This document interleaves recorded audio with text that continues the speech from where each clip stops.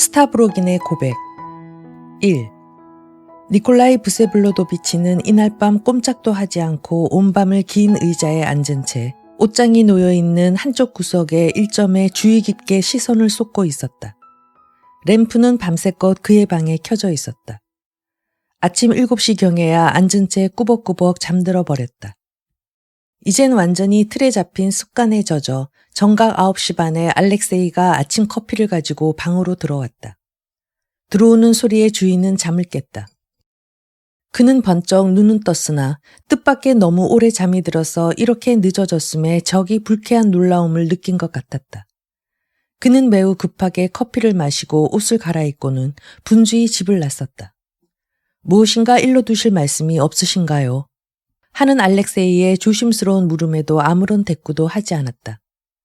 그는 깊은 생각에 잠긴 듯 땅바닥만 내려다보면서 거리를 걸어갔다. 간혹 순간적으로 머리를 번쩍 쳐들고 막연하다기보다는 오히려 격한 불안의 빛을 나타내기도 했다. 아직 집에서 멀리 떨어지지 않은 내거리에서 길을 가던 사람들의 한때로해서 가던 길을 가로막혔다. 50명, 아니 그 이상 될 듯한 수였지만 질서정연하게 거의 한마디의 소리도 지르지 않고 얌전하게 걷고 있었다. 그는 1분 동안 어느 가게 앞에서 발을 멈추고 기다리지 않으면 안 되었다. 누군가 옆에서 말했다. 저건 시핏 굴린 공장의 직공들이다. 그는 거기에 전혀 주의를 기울이지 않았다. 10시 반 경에야 그는 마을의 수도원 스파우 에피미엡스키 보로도스키의 문전에 닿았다. 수도원은 마을 밖 강기슭에 있었다. 그때서야 비로소 뭔가 성가시고 마음에 걸리는 일을 생각해냈음인지 급히 호주머니 속을 뒤적였다. 그리고는 방긋 웃었다. 경내에 들어서자 제일 먼저 만난 보제를 붙잡고 이 수도원에 계신 찌원 승정의 거처를 물었다. 보제는 연방 굽실거리면서 곧 안내해 주었다. 2층 건물로 되어 있는 기다란 숭원 맨 끝에 만들어 놓은 층층대 옆에서 백발이 성성하고 살이 통통하게 찐 수도승이 재빨리 보제한테서 니콜라이를 인계받아 좁고 긴 복도로 인도했다. 역시 굽실거리면서 니콜라이가 뒤에서 따라감에도 쉴 새 없이 이쪽입니다 하고 말하는 것이었다. 살찐 수도승은 수도원장에 관해 무엇인가 묻고 있듯이 노상중얼대며 이야기하고 있었다. 그러나 아무런 응답도 받지 못했기 때문인지 오히려 한결도 공손한 몸가짐을 하고 걸어갔다. 스타브로긴이 지금 기억하고 있는 바로는 어릴 적에 이곳에 온 일밖에는 없었음에도 불구하고 이 수도승은 자기에 대한 일을 무척 많이 알고 있다고 생각했다. 복도의 제일 끝에 있는 문에까지 당도하자 수도승은 권위 있는 듯한 손길로 문을 열고 다가온 암실당번에게 잠옷 익숙한 어조로 들어가도 좋으냐고 물었다. 그리곤 대답도 기다리지 않고 문을 활짝 열고는 허리를 공손하게 굽히면서 귀한 손님을 안으로 들여보냈다. 고맙다는 말을 듣자 마치 도망가는 사람처럼 그 모습은 찾아볼 수 없었다. 니콜라이 부세블로도비치는 그리 크지 않은 방 안으로 한 걸음 옮겨갔다. 그러자 거의 같은 시각에 다음 방의 방문이 열리고 키가 큰 앙상하게 여인 사람의 모습이 나타났다. 50세가량의 검소한 네이 비슷한 긴 옷을 입고 있었고 뭔지 모르게 첫눈에 벌써 병자 같은 인상을 풍기고 있었다. 이상야릇한 희미한 미소를 띠며 역시 묘하게 흐릿한 눈길을 하고 있었다. 바로 이 사람이 니콜라이 부세블로도비치가 처음으로 샤토프한테서 얘기를 듣고 그 후로 어떤 일 끝에 몇 가지 참고 자료를 모아둔 그 장본인인 찌혼 승정이었다. 그 참고 자료라는 것은 제각기 다르고 모순된 것도 있었지만 어쨌든 공통된 점이 있었다. 말하자면 찌혼을 좋아하는 사람이나 싫어하는 사람이나 묘하게 항구무원의 태도를 지녔다는 것이다. 싫은 사람은 아마 멸시의 의미일 것이고 귀의자나 열심인 사람들은 일종의 삼가는 자제 때문일 것이다. 아무튼 승정의 약점이나 궤벽 따위를 숨기고 싶어하는 마음에서 우러나온 듯 싶었다. 니콜라이 부세블로도비치가 들은 것으로는 승정은 벌써 6년 동안이나 이 수도원에서 살고 있지만 그를 찾아오는 사람들 속에는 극히 하층 계급의 사람들도 있었고 동시에 아주 지위가 높은 명사들도 끼어 있었다. 뿐만 아니라 멀리 빼츠르부르크에서도 열성적인 숭배자가 있고 그곳도 주로 부인네들이 많다는 것이다. 그런가 하면 우리 고장의 명사요. 클럽의 노장격일 뿐만 아니라 신앙심이 두터운 한 노인의 말에 의하면 저 찌오는 거의 미친 사람이나 다를 바 없는 인간으로서 더욱이 틀림없는 얘기지만 술도 꽤 마신다는 것이다. 미리 앞당겨서 말해두겠지만 이것은 전혀 터무니없는 소리다. 다만 오랫동안 가지고 있던 병인 류마티즘 때문에 다리를 앓고 있었으며 간혹 어떤 신경성의 경련을 일으키는 것이 고작이었다. 이것도 역시 니콜라이가 들은 얘기지만 이 수도승정은 성격이 약한 탓이라기보다 그 주위에 어울리지 않는 또 용서할 수 없는 방심벽 때문에 수도원 내부에서 보통의 존경도 받지 못했다는 것이다. 소문에 따르면 수도원장은 직무에 대해선 아주 엄정한 사람이고 게다가 학문의 소양으로 널리 알려진 사람이었기 때문에 찌온에 대해서는 적의를 품고 그 무사태평스러운 생활 태도를 지적할 뿐만 아니라 거의 이단 사상까지도 끄집어내서 직접 마주대고는 욕하지 않지만 간접적으로 그를 비난한다는 것이다. 함께 묵고 있는 수도승들도 병든 승정에 대해서 태연하다기보다 무척 거리낌 없는 태도를 취하고 있었다. 찌온이 암실로 쓰고 있는 2개의 방은 어쩐지 이상한 장식이 붙어 있었다. 달아서 색이 바랜 가죽을 씌운 떡갈나무에 낡아빠진 의자와 테이블이 나란히 놓여있고 서너 가지 우아한 물건들이 눈에 띄었다. 지나치게 삿짓스러운 안락의자, 훌륭한 솜씨로 짠 커다란 책상, 목각장치가 달린 품위 있는 책장, 그 밖에 맵시 있는 자그마한 테이블과 구석장, 모두가 말할 나위 없이 새낸 물건들이었다. 값진 무지 양탄자가 깔렸는가 생각하면 바로 그 옆에 돗자리가 있었다. 속세적인 내용이나 신화시대를 지급한 판화가 있는가 생각하면 금색 찬란한 성상을 넣은 커다란 감실이 바로 구석자리에 놓여 있었다. 더욱이 성상 하나는 유골이 든 아주 오래된 것이었다. 장서의 내용도 가지가지이고 모순투성이었다. 기독교의 위대한 전도사나 고행자의 저술과 나란히 딴따라 책이나 소설 혹은 그것보다 더 지독한 것도 섞여 있다는 소문이다. 두 사람 다 웬일인지 뚱한 모습으로 성급하고도 애매한 첫 대면의 인사를 나눈 다음 찌오는 자기의 거실로 손님을 안내했다. 그리고 테이블 앞 긴 의자에 손님을 앉히고 자기는 옆에 등의자에 앉았다. 그때 놀랍게도 니콜라이 부세블로도비치는 완전히 어리벙벙하여 제 자신을 가눌 수 없었다. 그것은 마치 뭔가 이상하고 다툴 여지도 없는 동시에 그로서는 불가능한 일을 단행하려고 필사적으로 덤비는 듯한 모습이었다. 그는 잠시 동안 방 안을 둘러보았지만 확실히 보고 있는 물건이 무엇인지도 모르는 것 같았다. 그는 깊은 생각에 잠겼으나 무슨 생각을 하고 있는지 그 자신도 몰랐을는지 모른다. 주위의 정막이 그에게 정신을 가다듬게 했다. 그러자 찌온을 보니 무엇인가 전혀 필요도 없는 미소를 띠며 언짢게 눈을 감은 느낌이 들었다. 그것이 그만 일순간 그의 마음에 혐오와 반항심을 불러일으켰다. 그는 자리를 박차고 나가려고 생각했다. 그의 눈에 찌온은 마치 술 취한 것처럼 보였다. 그러나 찌온은 눈을 치켜 올려 사념이 넘친 또렷한 시선으로 그를 바라보고 있었다. 더욱이 니콜라이가 하마터면 몸부림칠 정도로 뜻하지 않은 수수께끼 같은 표정이 그 속에 엿보였다. 그러자 이번에는 다른 상념이 떠올랐다. 찌오는 벌써 내가 무엇하러 왔는지 알고 있다. 미리 예고를 받고 있다. 그러나 이 세상에 그 누구도 그 원인을 알 자는 없을 텐데. 그가 먼저 입을 열지 않는 것도 손님이 굴욕감을 가질까봐 두려워서였다. 당신은 나를 아십니까? 하고 그는 느닷없이 들이덤비며 이렇게 물었다. 들어왔을 때 이름을 말씀드렸는지 어쨌는지. 죄송합니다. 난 정말 정신이 없어서. 이름은 말씀하지 않았지만 나는 4년 전에 이곳에서 바로 이 수도원에서 한 번 만나뵌 일이 있는 것 같습니다. 우연한 일로. 찌오는 한마디 한마디 분명하고 똑똑하게 부드러운 소리로 천천히 이렇게 말했다. 난 4년 전에 이 수도원에 온 적이 없습니다. 무엇인가 필요도 없는 미소를 띄우면서 니콜라이는 말했다. 나는 아주 어렸을 때 이곳에 온 일이 있을 뿐입니다. 당신이 계시지 않았을 때 말입니다. 그럼 잊어버리셨군요. 구태여 내세우려고도 하지 않고 조심스러운 어조로 찌호는 주의를 촉구했다. 아니, 잊을 리가 없습니다. 가령 그런 일을 기억하고 있지 않다면 좀 우스꽝스러운 일이 아닙니까? 이쪽은 극도로 주장하는 태도로 이렇게 말했다. 혹시 당신은 나에게 대한 소문을 듣고 어떤 관념이 머릿속에 굳어져 그것 때문에 자기가 만난 것 같은 착각을 하시는 게 아닙니까? 지호는 입을 다물었다. 그때 니콜라이 부세블로도비치는 가끔 히스테릭한 경련이 지혼의 얼굴을 스쳐감을 보았다. 그것은 고질화된 신경쇠약의 징조였다. 보건대 오늘 썩 기분이 좋지 않은 모양 같은데요. 하고 그는 말했다. 쉬는 편이 좋지 않을까요? 그는 자리에서 몸을 일으키려고까지 했다. 그렇습니다. 난 어저께부터 다리가 아주 아파서 어젯밤은 잠도 제대로 이루지 못했습니다. 지호는 말을 멈췄다. 손님은 갑자기 밑도 끝도 없는 심사에 빠졌다.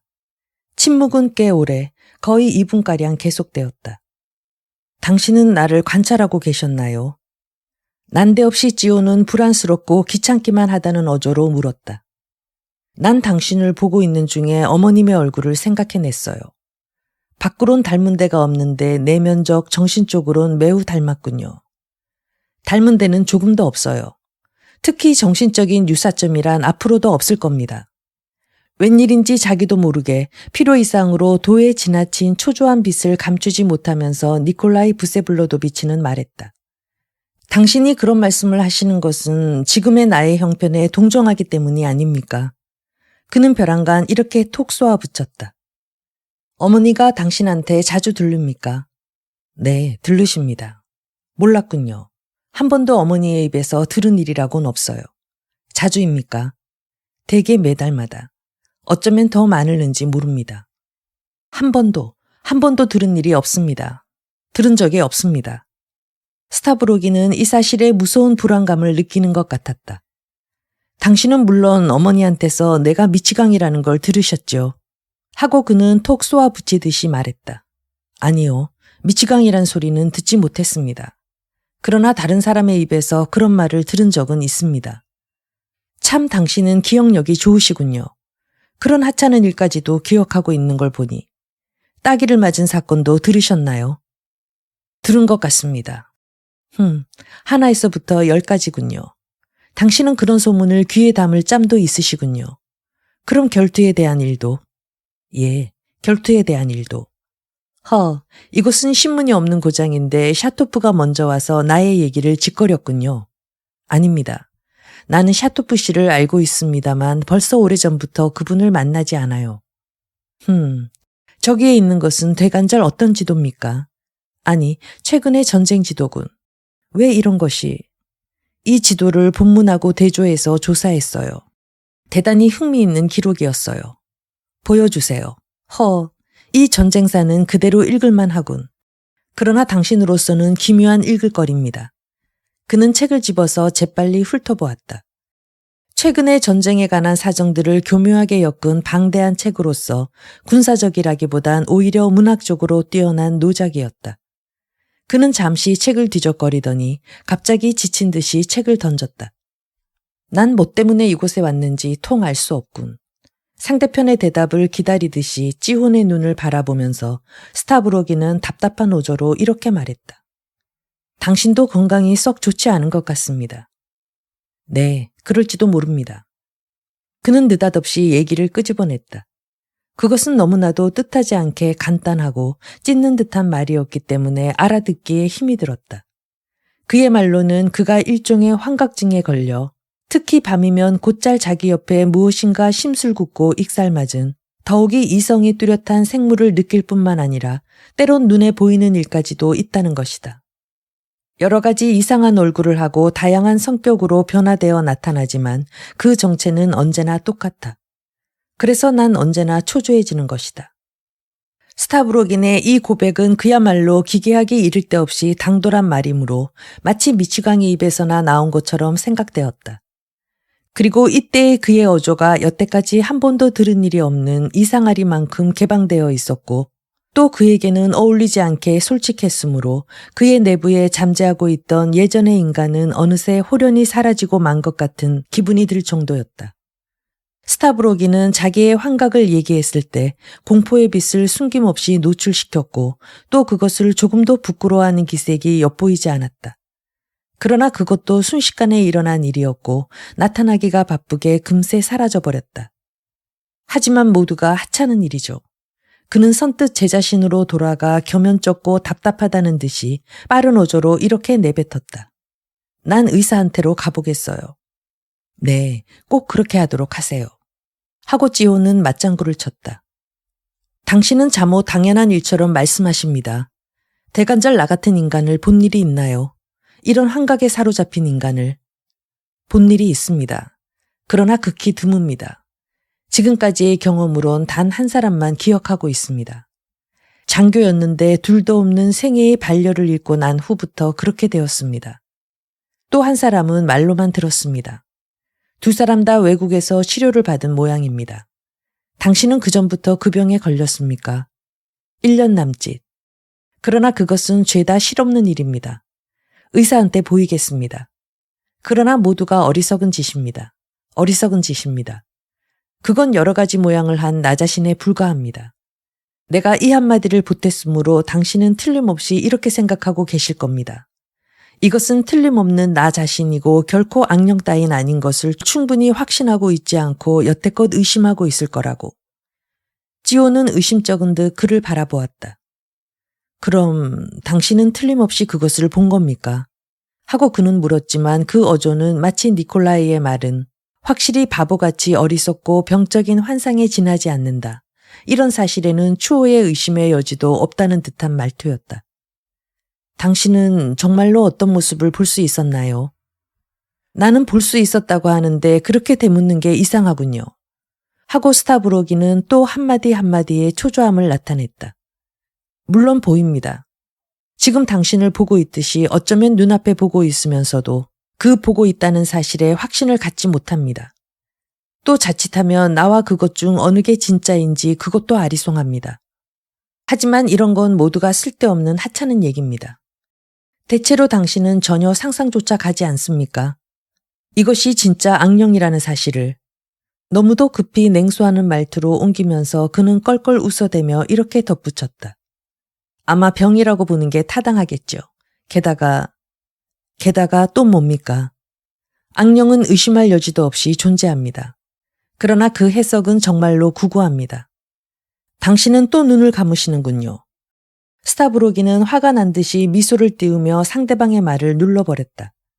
내가 악령을 믿고 있다니까 남보기가 부끄러워서 그러는 거지요. 그러나 내가 그것을 믿지 않는다고 해두고 당신한테 교활한 질문을 하겠어요. 그런 것이 있는 겁니까? 없는 겁니까? 찌호는 뭐라고 말할 수 없는 가느다란 웃음을 지어 보였다. 그렇다면 꼭 당신이 알아주셨으면 하는 일이 있습니다. 난 조금도 당신 생각에 부끄러움을 느끼고 있지 않습니다. 당신의 질문에 만족을 드리기 위해 난 진지하게 이렇게 설명합니다. 나는 악령을 믿습니다. 비유가 아니라 개체로서의 악령을 합법적으로 믿습니다. 나는 누구에게서도 무엇 하나 찾아낼 필요가 없습니다. 그것뿐입니다. 그는 신경질적인 어색한 웃음을 지었다. 찌호는 호기심에 찬 눈길로 그를 바라보았다. 그 눈길은 부드러웠으나 다소 겁먹은 것 같았다. 당신은 신을 믿습니까? 난데없이 니콜라이는 이렇게 내뱉었다. 믿습니다. 그러나 성서에는 이같이 써있지 않아요. 만일 믿음이 있어서 산이여 움직이라 하면 산은 즉시 움직인다고. 아무튼 바보 같은 소리를 해서 죄송합니다. 그래도 한마디 들려주세요. 당신은 산을 움직일 수 있습니까? 어떻습니까? 하느님이 이르심이 있으시면 움직입니다. 하고 짜밋에 있는 나지막한 소리로 눈을 지그시 감으면서 찌으는 말했다. 아냐, 그것은 하느님 자신이 움직이는 것과 결국 마찬가지 아닙니까? 그렇지 않고 당신이 신에 대한 신앙심의 보답으로서 말입니다. 움직이지 못할는지 모릅니다. 할는지 모른다. 이것은 나쁘지 않군요. 당신도 역시 의심쩍게 생각하고 계십니까? 신앙이 모자라기 때문에 의심쩍게 생각하고 있어요. 뭐요? 당신의 신앙이 부족하다고? 그렇습니다. 신앙심이 부족할는지 모릅니다. 하고 찌우는 대답했다. 어쩐지 당신을 보고 있으니 이것만은 예상할 수 없었군요. 다소 놀란 듯이 스타브로기는 재빨리 상대방을 다시 보았다. 그것은 이때까지의 냉소적인 태도와는 전혀 어울리지 않게 그야말로 솔직한 놀라움이었다. 그러면 하느님의 도움을 빌면 역시 움직일 수 있다고 믿고 계시군요. 아냐, 그것만으로도 부족하다고는 할 수 없어요. 적어도 믿고 싶다는 기분이 있으니까요. 산이라는 것도 글자 그대로 해석하고 있죠. 원칙상 나쁘진 않아요. 내가 알게 된 일이지만 러시아의 가장 급진적인 분자들은 대개가 루터파로 기울어진 것 같습니다. 이것은 뭐라 해도 한 사람의 이유승정 자리보다는 다소 깊은 의미를 갖고 있어요. 당신은 물론 크리스천이죠. 스타브로기는 빨리 이렇게 말했다. 때론 진지하고 때론 조롱하는 듯한 말이 튕길 듯이 쏟아져 나왔다. 주여, 너의 십자가가 나의 부끄러움이 되게 하소서. 하고 찌오는 속삭이듯 이렇게 외쳤다. 이것은 일종의 열렬한 속삭임이었다. 머리는 점점 아래로 수그러져 갔다. 신을 믿지 않고 악마를 믿을 수 있습니까? 하고 스타브로기는 웃었다. 그건 할 수 있다는 정도가 아닙니다. 흔해 빠진 것을. 찌오는 눈을 올려 빙긋 웃었다. 그럼 당신은 그따위 신앙 쪽이 완전한 무신앙보다는 존경할 만한 것이라고 생각하시는군요. 내기라도 합시다. 하고 스타브로기는 껄껄 웃었다. 뿐만 아니라 완전한 무신앙 쪽이 속세히 무관심한 태도보다 훨씬 존경할 만합니다. 하고 찌호는 대답했다. 그런 걸 생각하십니까? 완전한 무신론자는 완전한 신앙에 도달한다. 최후의 손앞에 있는 층층대에 서 있다. 그것을 뛰어넘어서느냐 그렇지 않느냐는 별도로. 그러나 무관심한 인간은 아무 신앙도 갖고 있지 않소. 나쁜 의미의 공포 정도만 가지고 있을 뿐. 그것도 순간적이고 느낌이 강한 사람에 한해서. 당신은 묵시록을 읽으셨습니까? 읽었습니다. 기억하고 계실는지 그대 라우디치아 교회의 천신에게 보내는 서간. 기억하고 있습니다. 그 책이 어디 있습니까? 웬일인지 이상하게 조급히 서둘며 눈으로 책상 위에 책을 찾았다. 스타브로기는 몹시 침착하지 않은 몸짓을 하고 있었다. 난 당신에게 돌려드리고 싶습니다. 러시아어 여기 있습니까? 난 그 말의 출처를 알고 있습니다. 그리고 기억하고 있습니다. 하고 찌호는 말했다. 보지 않고 웰 수 있습니까? 그럼 읽어주세요. 그는 갑자기 눈을 감고 양쪽 팔꿈치를 무릎에 붙이고 견딜 길이 없다는 듯한 근청의 자세를 갖췄다. 찌오는 하나하나 되새기면서 암송했다. 라우디치아 교회의 천신에게 보내는 서간. 또 라우디치아의 천신에게는 다음과 같이 써보낼지니 이르되 아멘이시오 충실하시고 진실하신 증거자이시며 천주의 조물의 근원이 되시는 자 이렇게 말씀하시되 나 너의 행한 바를 아노니 너는 차지도 아니하고 뜨겁지도 아니하도다. 차거나 그렇지 않으면 뜨거웠으면 좋으련만. 그러나 너는 미지근하여 뜨겁지도 아니하고 차지도 아니하매 나 너를 내 입에서 뱉어버리리라. 너는 스스로 나는 부유한 자이며 풍부한 자임에 무엇이나 결핍됨이 없노라 하나 그 실은 가련하고 불쌍하고 가난하고 소경이고 헐벗은 자임을 알지 못하는도다. 충분합니다. 하고 스타브로기는 상대방의 말을 멈추게 했다. 사실은 난 당신이 무척 마음에 들었어요. 나도 당신이 하고 찌우는 작은 소리로 응답했다. 스타브로기는 입을 다물었다. 그리곤 갑자기 아까처럼 깊은 생각에 잠기고 말았다. 그것은 마치 발작적으로 일어나듯이 벌써 이것으로 3번째였다. 게다가 찌원을 향해 무척 마음에 든다고 한 것도 발작적이라 해도 좋을성 싶었다. 적어도 자기로서는 뜻하지 않았던 일임에 틀림없었다. 1분 이상이 지났다. 화를 내지 마세요. 손가락으로 상대방의 팔꿈치를 만질 듯 말 듯 마음을 빼앗긴 것 같은 허전한 모습으로 찌오는 이렇게 속삭였다. 이쪽은 선뜻 놀라 화난 듯 이맛살을 찌푸렸다. 어떻게 당신은 내가 화난 것을 알았나요? 하고 스타브로기는 재빨리 물었다. 찌오는 뭔가 말하려고 했다. 그때 스타브로기는 벼랑간 말할 수 없이 불안한 빛을 띄우며 상대방을 가로막았다. 왜 당신은 내가 틀림없이 발작을 일으킬 거라고 그런 상상을 하고 있었습니까? 그렇소. 난 심술궂은 기분에 사로잡히고 말았어요. 알고 계신 대로입니다. 그것은 달리 이유가 있어서가 아닙니다. 말하자면 당신에게 무척 마음에 든다고 말했기 때문입니다. 그러나 당신은 정말 천한 익살꾼입니다. 인간의 본성에 대해서 비열한 생각을 가지고 있기 때문입니다. 이것이 나 아니고 다른 사람이었다면 화를 내는 일 따윈 있을 수 없는 일입니다. 문제는 인간이 아니고 나입니다. 아무튼 당신은 기인이고 하나님에 미친 사람입니다. 스타브로기는 점점 흥분해 갔다. 그리고 이상스럽게도 말씨도 거칠어져 갔다. 알겠습니까? 난 간첩이니 심리학자니 그런 사람들을 좋아하지 않아요. 적어도 나의 혼을 꿰뚫어 보는 그런 녀석들을 좋아하지는 않아요. 나는 내 혼 속에 어떤 놈이든 불러들이지는 않소이다. 나는 누구도 필요로 하지 않아요. 스스로 나 자신의 종말을 만듭니다. 당신은 내가 당신을 두려워하고 있다고 생각하오.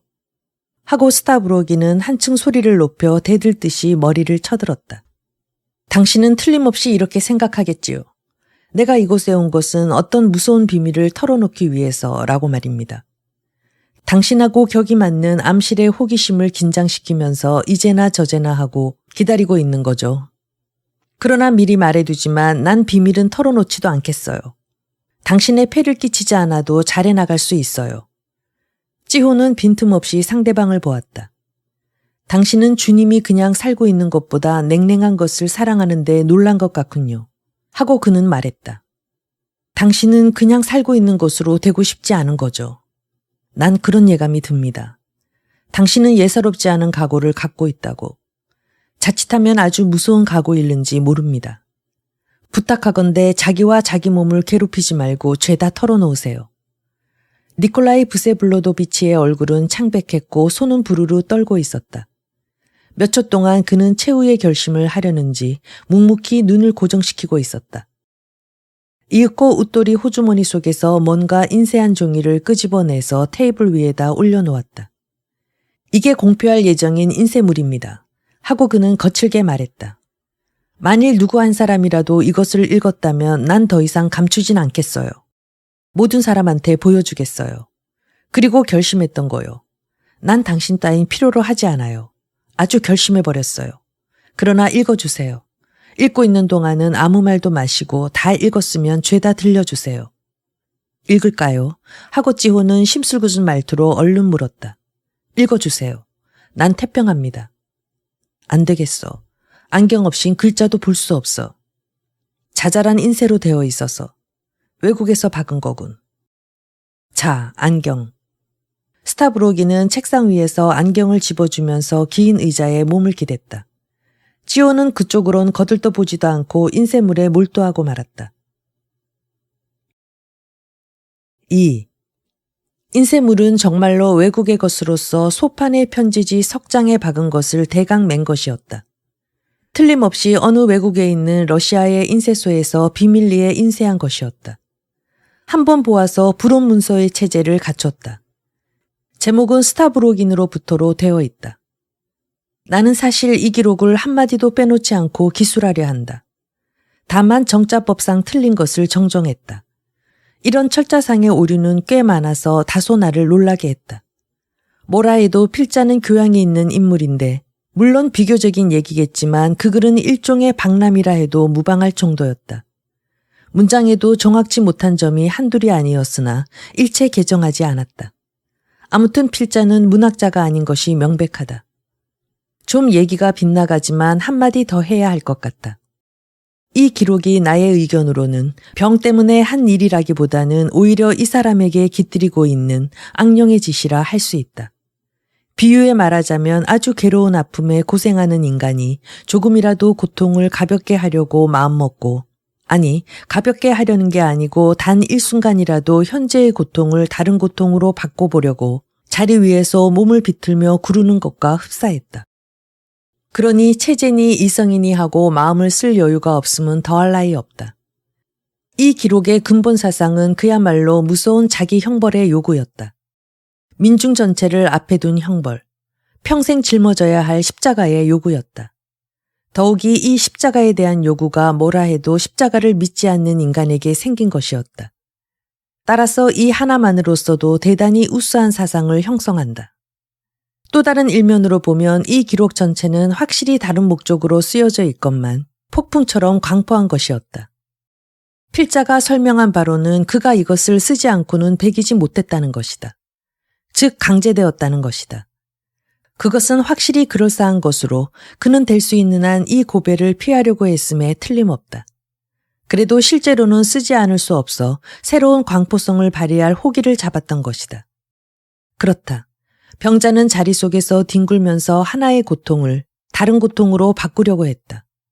그런데 세상에 맞서 투쟁하는 일이 그로선 가장 감당해낼 수 있는 일처럼 생각돼서 이 세상에 도전했던 것이다.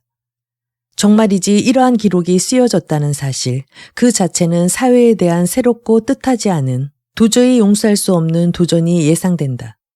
누구도 좋다. 다만 조금이라도 빨리 적수를 만나기만 하면 되는 것이다.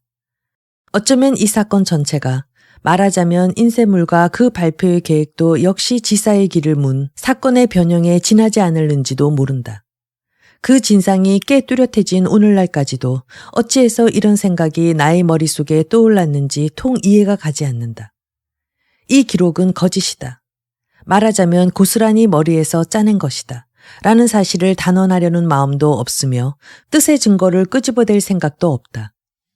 무엇보다도 확실한 것은 진상을 그 중간에서 구하는 일일 것이다. 사실 나는 너무 앞지른 것 같다.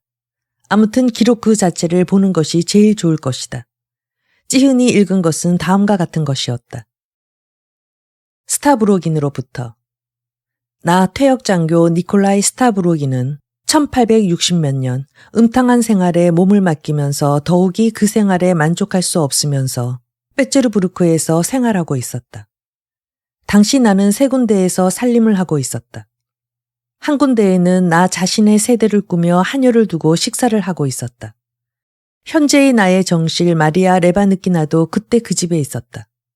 그 밖에 두 군데는 연애 유희를 위해 월세로 빌어 쓰고 있었다. 한쪽에서는 나를 사모하는 어느 귀부인하고 접하고 다른 쪽에서는 그 귀부인을 시중드는 하녀와 미래하고 있었다.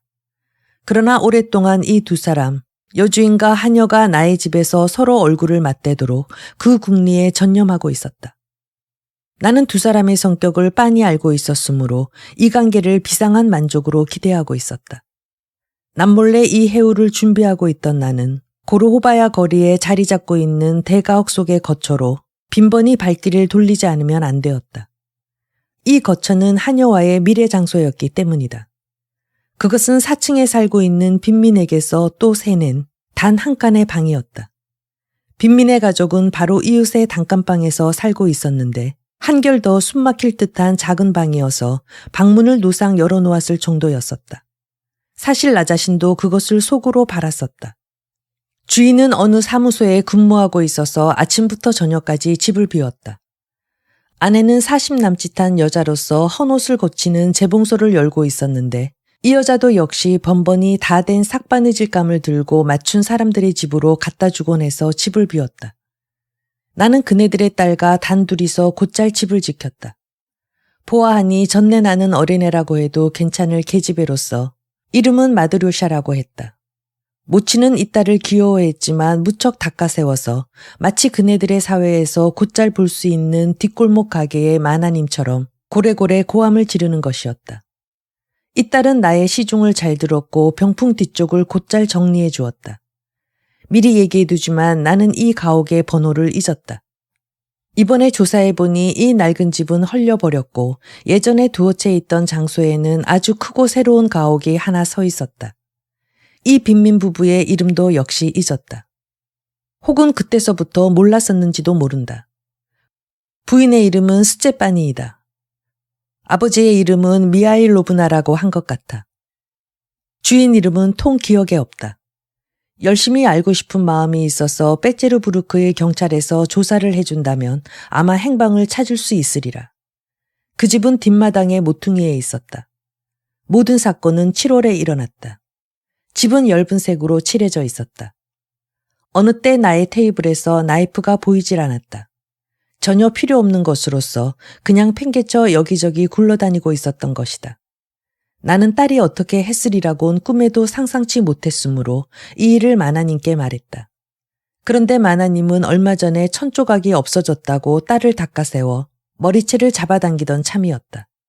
이 천조각이 책상보 밑에서 나왔을 때 딸은 한마디의 불평도 없이 잠자코 눈만 한 점을 응시하고 있었다. 나는 이것을 보았다. 그때 처음으로 이 딸의 얼굴에 주의를 기울여 보았지만 그전까지만 해도 눈앞에 아롱거렸다는 인상밖에 남지 않았다.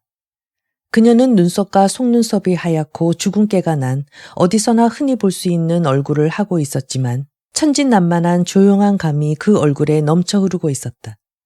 지나치게 조용했을 정도였다. 모치는 딸이 아무 잘못도 없이 머리채를 잡혔음에도 불구하고 한마디에 마땅치 않은 대꾸라도 하지 않은 게 오히려 마음에 거슬렸는지 이번에는 주먹을 휘둘렀다. 그러나 끝내 치지는 못했다. 바로 여기에 나이프 분실 사건을 끄집어냈던 것이다. 사실 우리 세 사람밖엔 다른 사람이라고는 없었고 나의 방 병풍 뒤쪽에는 딸만이 들어갔을 뿐이었다. 마나님은 처음엔 아무런 근거도 없이 닦아세웠기 때문에 이번에야말로 정말 골이 잔뜩 났다. 벼랑간 빗자루가 있는 곳으로 달려가더니 빗자루 속에서 나뭇가지를 한 손에 두툼하게 잡아빼곤 벌써 12살이나 되는 딸의 둔부를 내가 보는 앞에서 시뻘건 멍이 맺히도록 때렸다. 마드루샤는 울지 않았다. 아마 내가 옆에 있었기 때문이리라. 그러나 한 번 때릴 때마다 기묘한 딱꼭질 같은 소리를 냈다. 맞고 난 다음 약 1시간 동안 계속해서 격하게 울었다. 그러나 그 전에 이런 일이 있었다. 마나님이 빗자루 쪽으로 달려가 나뭇가지를 뽑았을 때 나는 나이프를 침대 위에서 발견했다. 무슨 일 끝에 테이블 위에서 그쪽으로 떨어졌던 것이리라. 나는 그때 딸을 그냥 때리도록 내버려두기 위해 말하지 않겠다는 생각이 불쑥 머릿속에 떠올랐다. 순간적으로 결심이 생긴 것이다. 이런 때 나는 항상 숨이 가빴다. 그러나 하나의 비밀도 남기지 않기 위해 나는 모든 사실을 한층 더 상세하게 서술하려고 생각한다. 내가 이때까지의 생활에서 경험한 바로는 예사롭지 않은 치욕에 가득 찬 비굴하고 더럽고 그리고 무엇보다도 우스꽝스러운 처지에 놓이게 되면 무한한 분노와 더불어 그야말로 비길 데 없는 쾌감이 샘솟는 것이 보통이었다. 범죄의 순간에도 생명의 위험을 느끼는 순간에도 역시 마찬가지였다. 만일에 무엇을 훔치는 일이 있었다면 나는 절도행위를 함에 있어서 나의 누추의 심각함을 의식함과 동시에 취할 듯한 쾌감을 맛보았음에 틀림없다. 내가 사랑한 것은 누추 그 자체는 아니다. 그런 경우 내 이성은 완전히 움직였다. 다만 내가 비열함을 의식하는 번뇌 속에서 어떤 취하는 즐거움을 맛보는 것이다. 또 이것과도 마찬가지로 내가 결투장의 경계선에 서서 적의 발사를 기다리는 순간에도 똑같은 굴욕에 가득 차고 더욱이 강포한 감촉을 경험했다. 한 번은 그 감촉이 너무나 격렬했다. 솔직하게 고백하지만 나는 점점 이것을 끈기 있게 뒤쫓아가면서 구했다. 왜냐하면 이것이야말로 나에게 있어서 이런 종류의 감촉 가운데서 가장 강렬한 것이었기 때문이다. 내가 따기를 얻어맞았을 때 치가 떨리는 듯한 분노에도 불구하고 역시 이 감각을 맛보았다. 만일 이 분노를 억제한다면 쾌감은 온갖 상상을 초월하는 데가 있다. 나는 이 사실을 누구한테도 얘기한 적이 없다. 귀뜸에 준 일조차 없다. 오히려 치욕이니 오욕이니 해서 숨겨왔다. 그러나 언젠가 빼제르부르크의 선술집에서 흠뻑 마시고 머리채를 잡아당겨 끌려갔을 때 용케도 취했기 때문에 이 감촉을 맛보지 못하고 다만 끝없는 분노만을 느껴 싸움만 했다. 그러나 이것이 프랑스의 자작이었더라면 나의 따귀를 때렸기 때문에 나한테 아래턱을 맞아 떨어진 자작이 외국에서 나의 머리채를 휘어잡고 목을 조른다고 할지라도 나는 취할 듯한 환희에 휩싸여 분노 따윈 느끼지도 않았을는지 모른다. 당시 나는 이런 기분을 가졌던 것이다. 내가 이 사실을 자세하게 쓰는 이유는 이 감정에 완전히 나를 맡겼던 일이 절대로 없었고 항상 완전한 의식이 남아 있었던 것이다. 아니, 오히려 모든 것이 의식 위에 터전을 닦았다는 사실을 만인이 알아주었으면 하고 바라는 마음에서이다.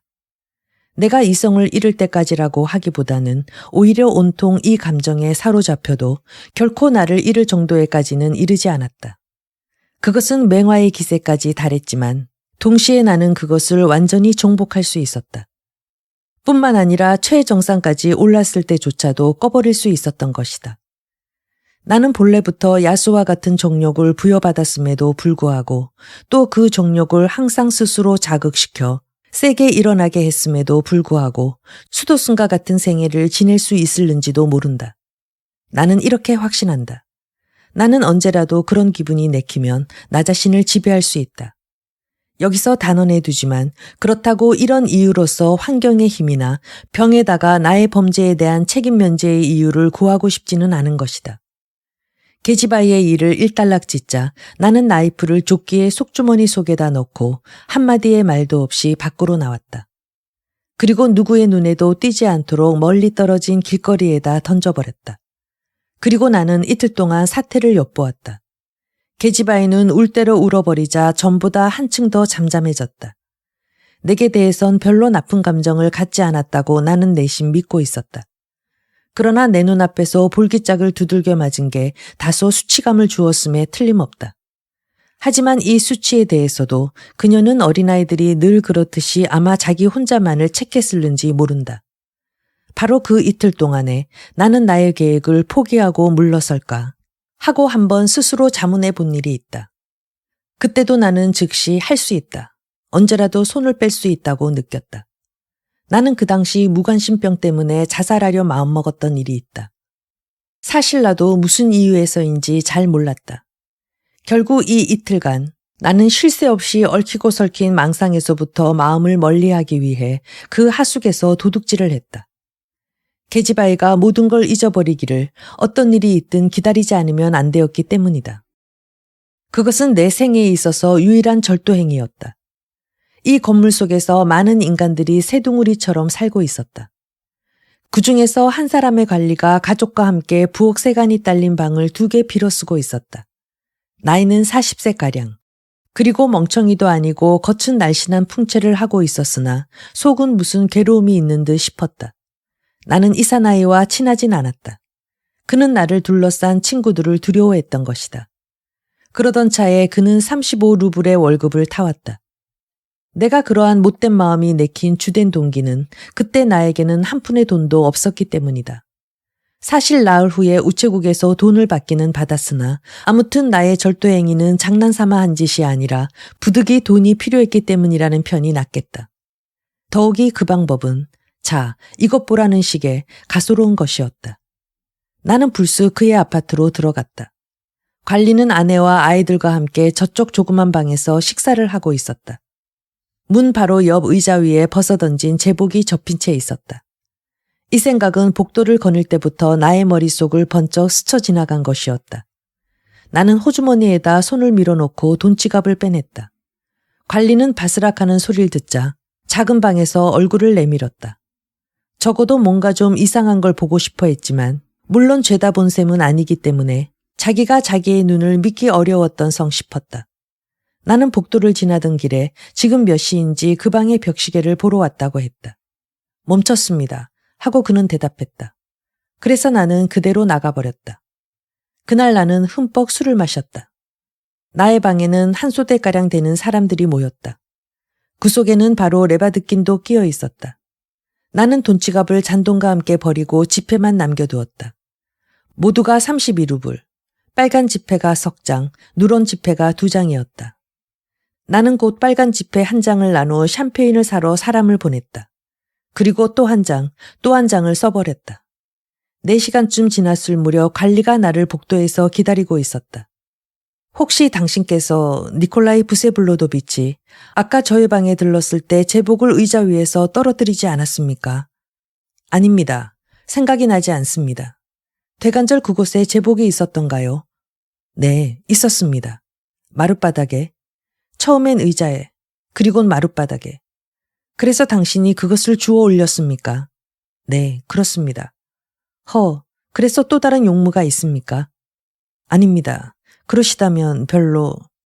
그는 마음먹었던 바를 죄다 털어놓을 용기가 없었다. 뿐만 아니라 아파트 안에 누구 한 사람도 이 일에 대해서 말하려 들지 않았던 것이다. 이런 녀석들은 그만큼 겁약했다. 아무튼 이 아파트 안에서는 무턱대고 나를 겁내고 그리고 존경했다. 그 후 나는 2번이나 그를 복도에서 만나 서로 눈과 눈을 마주쳐 무척 유쾌한 기분을 맛보았으나 그것도 끝내는 싫어졌다. 사흘 후 나는 고루호바야 거리로 돌아갔다. 모치는 보자기에다 싹바느질감을 싸서 어디론가 나가려던 참이었다. 주인은 물론 집에 없었고 결국 나와 마드루샤만이 남게 되었다. 창문은 모두 열려 있었다. 그 집에 살고 있는 사람들은 대부분 노동자들만이었기 때문에 어느 층에서도 종일 쇠망치 소리와 노랫소리가 들려왔다. 나와 소녀는 벌써 1시간가량이나 그냥 앉아 있었다. 마드루샤는 조그만 방에 처박혀 나에게 등을 돌려 걸상에 앉은 채 바늘을 가지고 뭔가 시로리를 돌리고 있었다. 그러자 갑자기 아주 작은 목소리로 노래를 부르기 시작했다. 지금까지 이런 일은 소녀에게 전혀 없었던 일이었다. 나는 시계를 꺼내어 시간을 보았다. 2시였다. 심장은 두근거렸다. 나는 일어서서 소녀의 곁으로 살짝 다가갔다. 창틀에는 접시꽃 화분들이 잔뜩 놓여 있었다. 태양은 눈부시도록 밝게 빛나고 있었다. 나는 조용히 소녀 옆에 다가가서 마룻바닥에 앉았다. 계집아이는 깜짝 놀라 몸을 떨었다. 처음엔 심한 경악을 느낀 듯 벼랑간 걸상에서 펄쩍 뛰어 일어났다. 나는 그녀의 손을 잡고 손에 입맞추었다. 그리고 그녀의 몸을 걸상 쪽으로 끌어당기면서 그녀의 눈을 뚫어지게 보았다. 내가 소녀의 손에다 입맞췄다는 사실이 소녀를 어리디 어린 어린애처럼 흥겹게 만들었으나 그것도 겨우 순간의 일이었다. 소녀는 또 한 번 벌떡 일어났다. 이번에는 얼굴에 경련이 일어날 정도로 크게 놀랐다. 소녀는 움직이지 않는 눈으로 나를 쳐다보았다. 입술은 지금이라도 당장 울음을 터뜨리려는 듯이 실룩거렸다. 하지만 소리는 내지 않았다. 나는 다시 소녀의 손에 입을 맞춰 무릎에다 끌어앉혔다. 그때 소녀는 뜻하지 않게 온몸을 움츠리곤 부끄러운 듯 살짝 웃었다. 그것은 일그러진 미소였다. 얼굴에는 수치의 불길이 확 타올랐다. 나는 술 취한 사람처럼 소녀의 귀에다 쉴 새 없이 무엇인가를 속삭였다. 이윽고 뜻하지 않은 놀랍고도 불가사의한 일이 일어났다. 나는 그것을 영원히 잊을 수가 없을 것만 같아. 소녀는 벼랑간 2 손으로 나의 목을 껴안더니 열렬한 키스를 퍼붓기 시작했다. 얼굴에는 극도의 환희가 넘쳐 흐르고 있었다. 나는 그대로 일어나서 박차고 나가고 싶었다. 이 어린 것의 내부에 깃들이고 있는 정열이 그토록 불쾌하게 느껴졌던 것이다. 더욱이 그것은 돌연 엄습해온 연민의 감정 때문이기도 했다. 모든 일이 끝나자 소녀는 꺼림칙한 듯 우물쭈물하고 있었다. 나는 소녀를 안심시키려고도 애무를 나타내려고도 하지 않았다. 소녀는 겁에 질린 웃음을 띠면서 나의 얼굴을 마냥 보고만 있었다. 나는 갑자기 그 얼굴이 어리석게만 보여졌다. 당황하는 빛이 점점 소녀의 얼굴에 퍼져갔다. 마침내 소녀는 2 손으로 얼굴을 감싸곤 구석에 틀어박힌 채 등을 돌리고 꼼짝 않고 서 있었다. 또 아까처럼 소녀가 겁에 질리지는 않았나 하고 마음이 쓰여 나는 말없이 집을 나섰다. 생각하니 이 사건은 한없이 추한 행위로 죽고 싶도록 공포감을 불러일으키면서 소녀의 마음에 지울 수 없는 낙인을 남겼음에 틀림이 없다. 젖먹이의 강보 속에 있을 적부터 수없이 들은 입에 담기도 어려운 러시아식 욕설과 상소리나 그 밖에 온갖 추잡한 대화에도 불구하고 소녀는 진정 아직 아무것도 몰랐음에 틀림없다고 나는 확신한다. 아마 소녀는 말로서는 이루 다할 수 없이 끔찍한 그런 죽음에만 비할 수 있는 죄를 범하여 하나님을 죽여버렸다고 할 그런 생각을 가졌음이 분명했다. 그날 밤 나는 아까 잠시 이야기한 것처럼 술집에 가서 싸웠다. 그러나 이튿날 눈을 떠보니 자신의 하숙방이었다. 레바드킨이 나를 짊어지고 데려왔던 것이다. 눈을 뜨면서 생각한 것이 그 계집애가 혹시 고해바치지나 않았나 하는 상념이었다. 그것은 아주 강렬한 상념이었지만 또한 진실로 공포의 순간이었다. 나는 그날 아침 웬일인지 기분이 통쾌하여 누구한테나 부드럽게 대했다. 나를 둘러싼 녀석들을 기급하여 까무러치게 할 정도였었다. 나는 이 녀석들을 버리고 고루호바야 거리로 갔다. 나는 아래층 입구에서 소녀와 부딪혔다. 근처의 상점에 국화꽃을 사려고 심부름을 갔다가 돌아오는 길이었다. 나를 보자 소녀는 형용할 수 없는 공포의 빛을 나타내면서 화살처럼 계단을 뛰어 올라갔다. 내가 들어갔을 때 모치는 미친 고양이처럼 집으로 뛰어든다고 주먹다짐을 먹이는 참이었다. 계집아이의 공포는 그곳으로 얼버무려졌다. 이렇게 해서 우선 만사가 말없이 되었다. 계집애는 어딘가에 틀어박혀서 내가 그곳에 있는 동안 통 얼굴을 내밀지 않았다. 나는 1시간가량 그곳에 있다가 되돌아왔다. 저녁 무렵 나는 또 두려움을 느꼈다. 이번에는 정말 비길 수 없는 강렬한 것이었다. 물론 나는 어디까지나 배심을 부릴 수 있었지만 어쩐지 진상이 폭로될 두려움도 없지는 않았다. 나의 머릿속에 유형이란 불길한 생각마저 스쳐 지나갔다. 나는 공포라는 것을 예전에는 몰랐다. 이때를 빼놓고는 한평생, 전에도 또 그 후에도 무엇 하나 무서운 일이 없다. 그렇기 때문에 시베리아 따위를 두려워할 리 더욱 만무했다. 사실 말이지 그곳으로 유영당할 만한 일을 한두 번 한 게 아니었다. 그러나 그땐 나는 정말로 소심해져서 웬일인지 숨길 수 없는 공포감을 맛보았다. 그것은 생전 처음이다. 참으로 괴로운 느낌이었다. 뿐만 아니라 그날 밤 나는 소녀에게 이루 말할 수 없는 증오의 감정을 품기 시작했다. 나는 미워한 끝에 죽여버릴까 하는 결심마저도 가진 일이 있었다.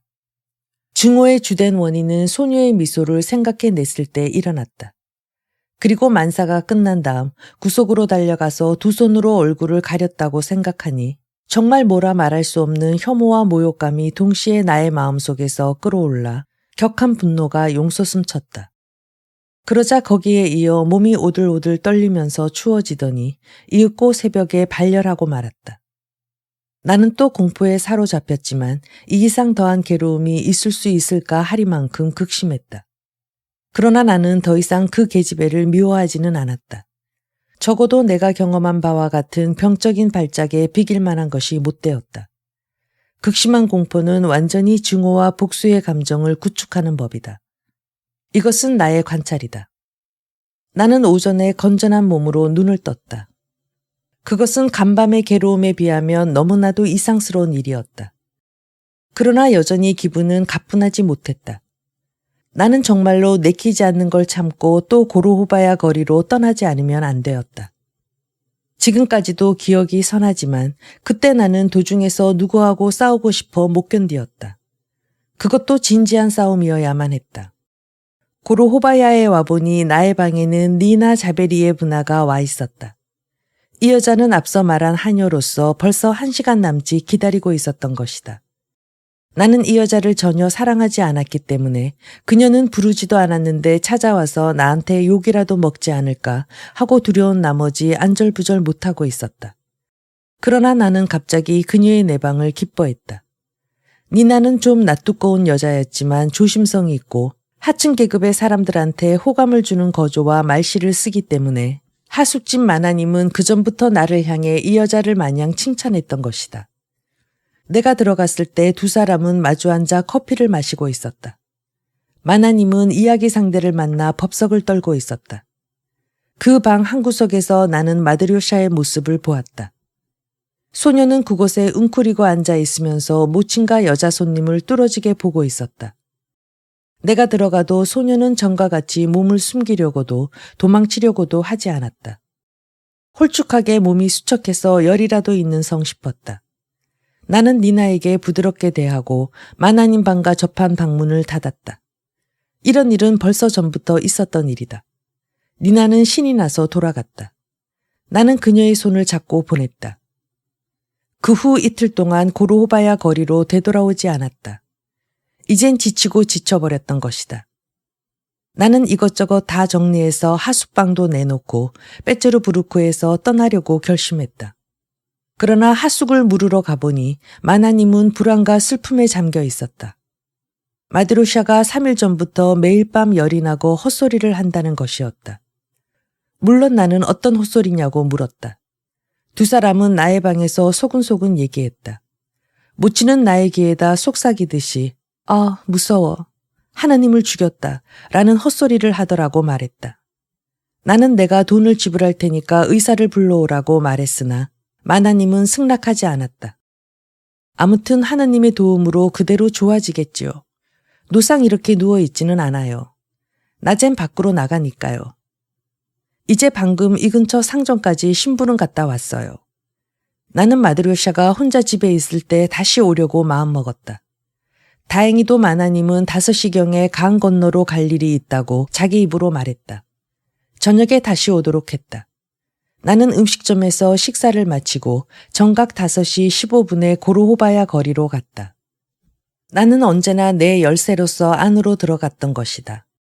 마드로샤 밖엔 아무도 없었다. 소녀는 조그만 방의 병풍 너머에서 모친의 침대에 누워 있었다.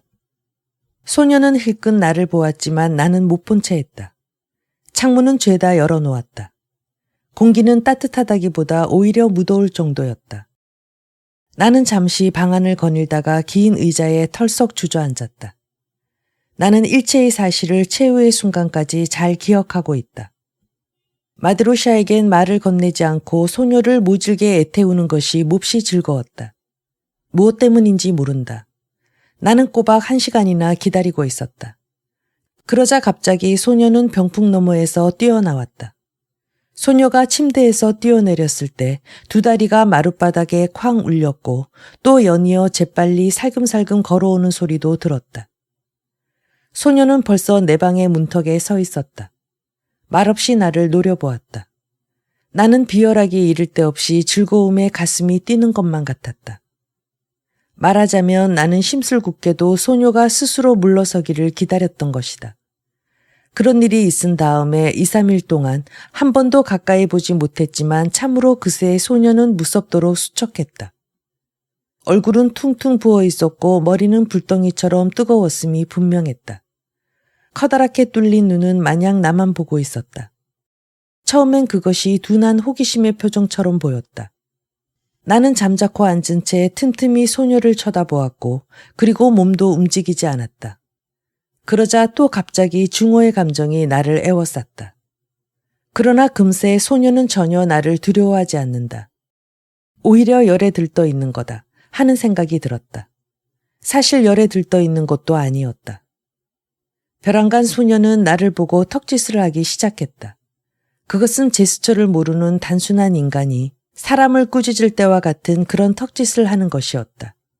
벼랑간 소녀는 조그마한 주먹을 휘두르면서 그 자리를 뜨지 않고 나를 위협하기 시작했다. 처음 순간 나는 이 동작을 몹시 우습게 여겼지만 점점 참을 수 없게 되었다. 소녀의 얼굴에는 도저히 어린애에게서 볼 수 없는 절망이 떠올랐던 것이다. 소녀는 쉴 새 없이 나를 위협하듯 조그마한 주먹을 흔들곤 견책의 턱짓을 하는 것이었다. 나는 공포의 느낌마저 느끼면서 소녀 곁으로 다가가서 조심스럽게 그리고 부드럽게 얘기를 건넸지만 그 말은 소녀의 귀에 도무지 들어갈 리가 만무했다. 이윽고 소녀는 아까와 같이 벼랑간 2 손으로 얼굴을 파묻고 나의 곁을 떠나자 이쪽에 등을 돌리고 창가에 섰다. 왜 그때 나는 그곳에서 떠나지 않고 무언가 기다리듯이 남아있었는지 통 생각이 미치지 않았다. 이윽고 나는 또 빠른 발걸음 소리를 들었다. 소녀는 복도로 빠지는 문으로 나가버렸다. 그곳에는 계단을 따라 밑으로 빠지는 입구가 있었다. 나는 즉시 내 방의 문으로 달려가 살짝 문을 비스듬히 열어보았다. 마드료샤는 자그마한 광 속으로 들어갔다. 화장실 옆에 있던 닭장 비슷한 곳이었다. 극히 흥미있는 상념이 나의 머릿속을 번쩍 스쳐 지나갔다. 왜 이런 상념이 제일 먼저 내 마음속에 떠올랐는지 지금도 알 길이 없다. 이를테면 그러한 운명이었다고 보인다. 나는 문을 닫고 또 창가에 앉았다. 물론 방금 번쩍거린 상념을 믿을 수는 없었다. 아니, 그래도 지금까지도 기억하지만 나의 심장은 격하게 고동치기 시작했다. 1분가량이 지나서 나는 시계를 보았다. 될 수 있는 대로 정확한 시간을 마음속에다 새겨두고 싶었다. 무엇 때문에 정확한 시간이 필요했는지 모른다. 나는 그것을 할 만큼의 여유는 있었다. 대체로 그때 나는 모든 걸 하나도 빼놓지 않고 보고 싶었다.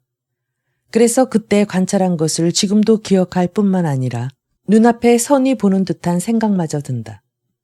땅거미가 막 시작됐다. 나의 머리 위에서 파리 한 마리가 윙윙 대더니 살짝 얼굴에 내려앉았다. 나는 파리를 잡아다가 잠시 손가락으로 눌렀다. 그리고 창밖으로 내던졌다. 죽이질 않고. 아래쪽에서 한 대의 집마차가 요란스럽게 문 안으로 들어왔다. 한 사람의 품팔이꾼이 뒷마당의 구석 창문 안에서 벌써 전부터 커다란 소리로 노래를 부르고 있었다. 일을 하고 있었으나 그 모습은 보이질 않았다. 느닷없이 이런 생각이 떠올랐다. 내가 문 안으로 들어와 계단을 올라올 때까지 아무도 만나지 못했으니까 지금 내려갈 때도 아무하고도 부딪히지 않는 편이 좋겠다. 이렇게 생각하곤 나는 다른 하숙인들이 눈치채지 못하도록 조심스럽게 의자를 창가에서 멀리 떼어놓았다.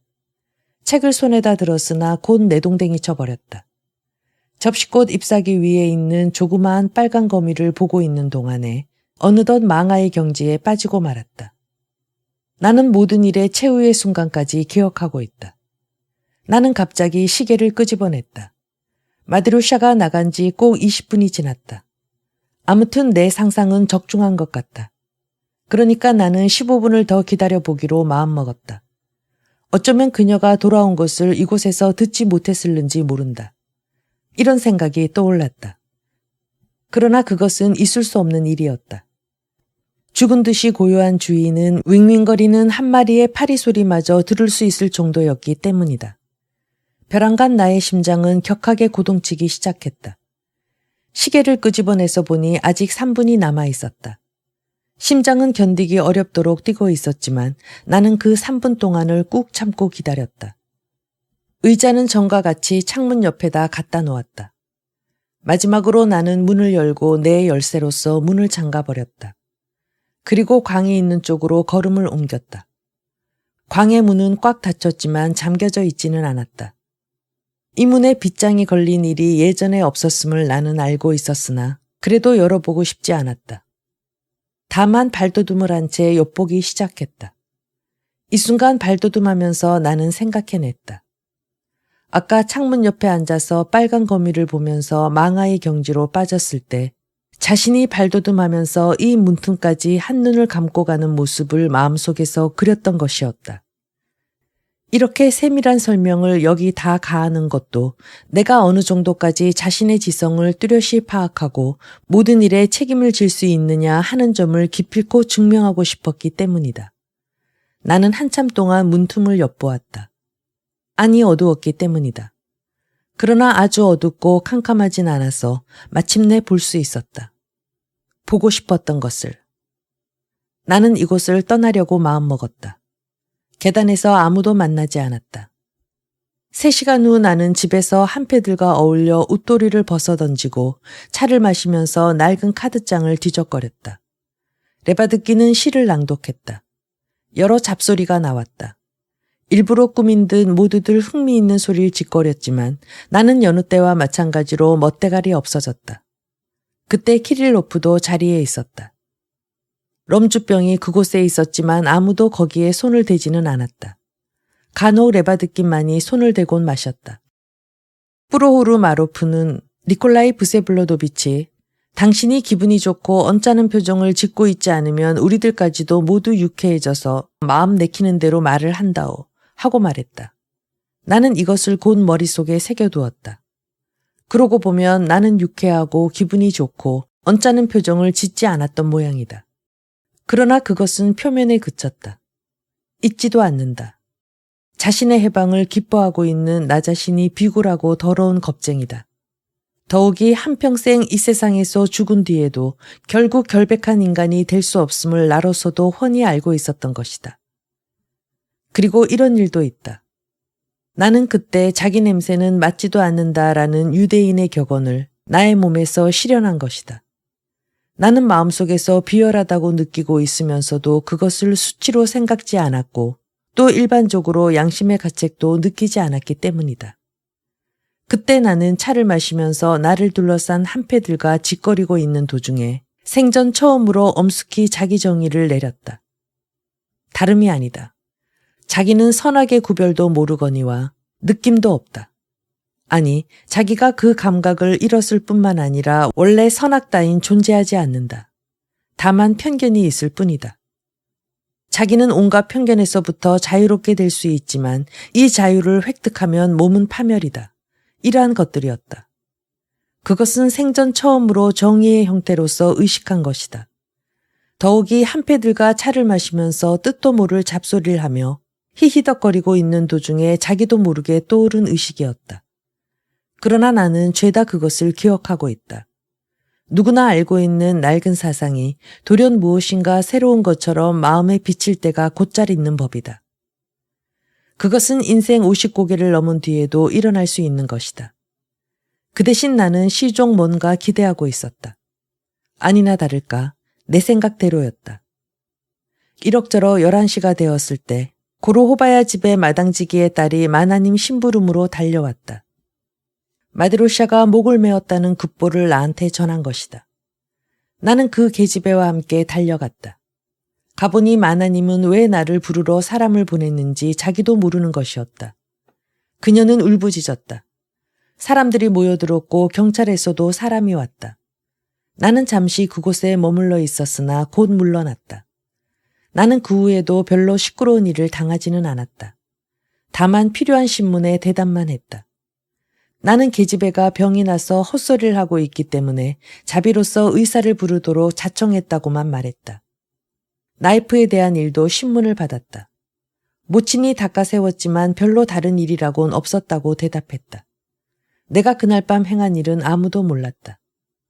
나는 일주일 동안 그곳으로 발길을 옮기지 않았다. 장례식도 끝나고 해서 나는 방을 비우려고 떠났다. 마나님은 그전처럼 누더기 옷이라든가 삭바느질을 슬슬 시작하고 있었지만 그래도 역시 계속 울고 있었다. 정말 당신 나이프 때문에 그 애를 그토록 때려주었다니 하고 말했지만 나를 책하는 말투는 아니었다. 나는 그런 일이 있은 이상 이 방에서 니나를 만나기가 거북하다는 구실로 마나님에게 계산을 마쳤다. 그녀는 헤어지면서도 또 한 번 니나를 칭찬해 주었다. 작별을 고하면서 나는 정해진 방세 이외에 오르브를 더 생각해 주었다. 그러나 무엇보다도 괴로운 것은 머리가 멍멍해지도록 생활에 실증을 느꼈다는 사실이다. 만일 내 마음을 송두리째 빼앗기고 허위적거렸던 사실에 비해 꺼림칙한 느낌만 없었더라면 고로호바야 거리의 사건도 당시의 다른 모든 사건과 마찬가지로 위험이 사라진과 동시에 죄다 잊어버렸음에 틀림없다. 나는 상대방이 누구든 닥치는 대로 울분을 터뜨렸다. 아무런 이유도 없이 나는 다른 사람의 생활을 마구 부숴버리겠다는 생각을 했다. 그리고 될 수 있는 한 추악한 방법을 택하고 싶었다. 벌써 1년 전부터 자살을 생각해왔지만 이것보다 더 교묘한 일이 생겼다. 어느 때 나는 마리아 레바드키나를 보고 있으면서 돌연 이 여자와 결혼하고 싶은 생각이 불쑥 떠올랐다. 그녀는 그때 아직 미치진 않았고 다만 감격성이 강한 백지였을 뿐이다. 빈민굴에서 나와 주위의 잔심부름을 거들어주고 있었는데 마음속으로는 미친 듯이 나를 연모한다는 남들의 얘기가 있었던 터였다. 스타브로긴이라는 인간이 이런 인간의 쓰레기 중에 쓰레기와 결혼한다는 생각이 나의 신경을 자극했던 것이다. 이것보다 더 추악한 일은 상상조차 할 수 없을 정도였다. 아무튼 내가 그 여자하고 결혼한 것은 단지 난잡한 주연이 끝난 뒤 술기분으로 내기한 것만이 아니었다. 이 결혼의 증인으로는 당시 페체르부르크에 와 있던 끼릴로프, 표트르 베르오벤스키, 그리고 그녀의 오빠 레바드킨과 뿌로우르 마로프였다. 그 밖의 사람들은 아무도 몰랐으며 입회한 친구들도 침묵을 약속했다. 나는 언제나 이 묵가가 마음에 들지 않았다. 그러나 오늘날까지 그 약속은 깨어지지 않았다. 오히려 나 자신이 공표할 마음을 가졌을 정도였다. 이제야말로 나는 죄다 발표한다. 결혼 후 어머니를 귀성시키기 위해 애년으로 출발했다. 이 여행은 기분 전환을 위해서였다. 고향의 도시에서 나는 미치광이라는 인상을 남겨놓고 왔다. 이 인상은 지금까지도 뿌리 깊이 박혀 있어 나한테 해를 끼쳐주고 있다. 이 일은 나중에 설명할 작정이다. 그 다음 나는 외국으로 떠나 그곳에서 4년을 지냈다. 나는 동양에도 갔다. 아도스에서 8시간 동안의 밤기도를 끝까지 밤을 새워가면서 보았다. 이집트에도 발을 디뎠다. 스위스에서도 산 일이 있다. 아이슬란드에도 건너갔다. 괴팅겐에서 1년간의 강의를 완전히 청강했다. 마지막 1년간은 파리에서 어느 러시아의 상류가정과 극히 가깝게 지냈고 스위스에서 2사람의 러시아 영양과 사귀게 되었다. 2년 전 프랑크푸르트에서 어느 상점 앞을 지나쳤을 때 나는 많은 사진 속에서 뛰어나게 아름다운 복장을 한 아가씨의 조그만 사진에 눈이 갔다. 그것은 너무나도 마드료샤와 닮았었다. 나는 즉시 그 사진을 사서 호텔에 돌아오자 난로 위에다 올려놓았다. 그곳의 사진은 일주일 동안 그냥 놓여 있었다. 나는 그 사진을 쳐다보지도 않았다. 그리고 프랑크푸르트를 떠날 때 가져오는 일도 잊어버렸다. 이런 일을 여기에 써놓은 이유는 다름이 아니라 어느 정도 내가 자신의 추억을 억누르고 무감각하게 되었느냐를 증명하기 위해서이다. 나는 그런 추억을 한데 묶어 일시에 내동댕이 치고 만다. 그러면 1년의 추억이 항상 내가 원하는 대로 얌전하게 사라져버리는 것이다. 나는 과거를 추억하는 일에 늘 지리함을 느꼈기 때문에 남들처럼 옛날 얘기를 노상 짓거릴 수가 없었다. 특히 나의 과거는 나에게 관한 모든 것과 마찬가지로 가증스러운 것들만이기 때문에 더욱 그렇다. 마드로샤의 사진마저 난로 위에다 올려놓고 잊어버렸을 정도였다. 약 1년 전 독일 국내를 통과할 무렵 멍청이 바꿔 타는 역을 그만 놓치고 다른 선으로 들어간 적이 있다. 나는 다음 역에서 내렸다. 그날은 오후 2시가 지난 맑게 개인 날이었다. 장소는 독일의 조그마한 시골이었다. 나는 어느 여관을 찾았다. 다음 열차는 밤 10시 지나서 있었기 때문에 꽤 오랫동안 기다리지 않으면 안 되었다. 나는 별로 서둘러야 할 이유가 없었기 때문에 오히려 일이 이렇게 된 것을 내심 기뻐했다. 여관은 조그맣고 보잘것없는 것이긴 했으나 완전히 녹음에 덮여 있었고 사방은 화단으로 둘러싸여 있었다. 나한텐 좁은 방이 차례가 왔지만 밤을 새워 타고 왔기 때문에 기분 좋게 식사를 마치자 오후 4시경에 깊은 잠에 빠졌다. 나는 실로 뜻하지 않은 꿈을 꾸었다. 이런 꿈은 예전에는 보지 못했던 것이다. 드레스덴의 화랑에 클로드 로댕의 그림이 진열되어 있었다. 카탈로그에는 아시스와 가라테아라고 돼 있었지만 나는 항상 황금시대라고 불렀다. 자신도 왜 그렇게 불렀는지는 모른다. 나는 그전에도 이 그림을 본 일이 있었지만 그때도 사흘 전에 지나던 길에 본 것이다. 아니, 이 그림을 보기 위해 일부러 화랑을 찾았던 것이다. 드레스덴에 들른 것도 필경 그 때문일는지 모른다.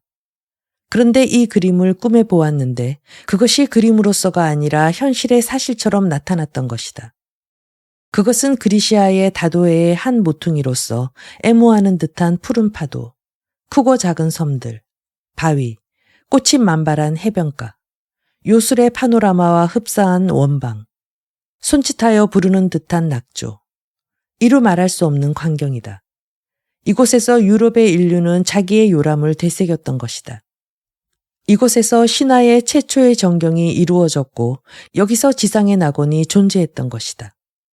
이곳에 아름다운 사람들이 살고 있다. 그네들은 행복에 겨운 마음에서 잠에서 눈을 떴다. 숲풀은 그네들의 즐거운 노래로 가득 찼고 신선한 힘이 넘쳐 흘러 단순히 즐거움과 사랑에만 쏟았다. 태양은 자기의 아름다운 어린애들을 사랑스러운 듯이 바라보면서 섬이나 바다에 빛을 내어 붓고 있다.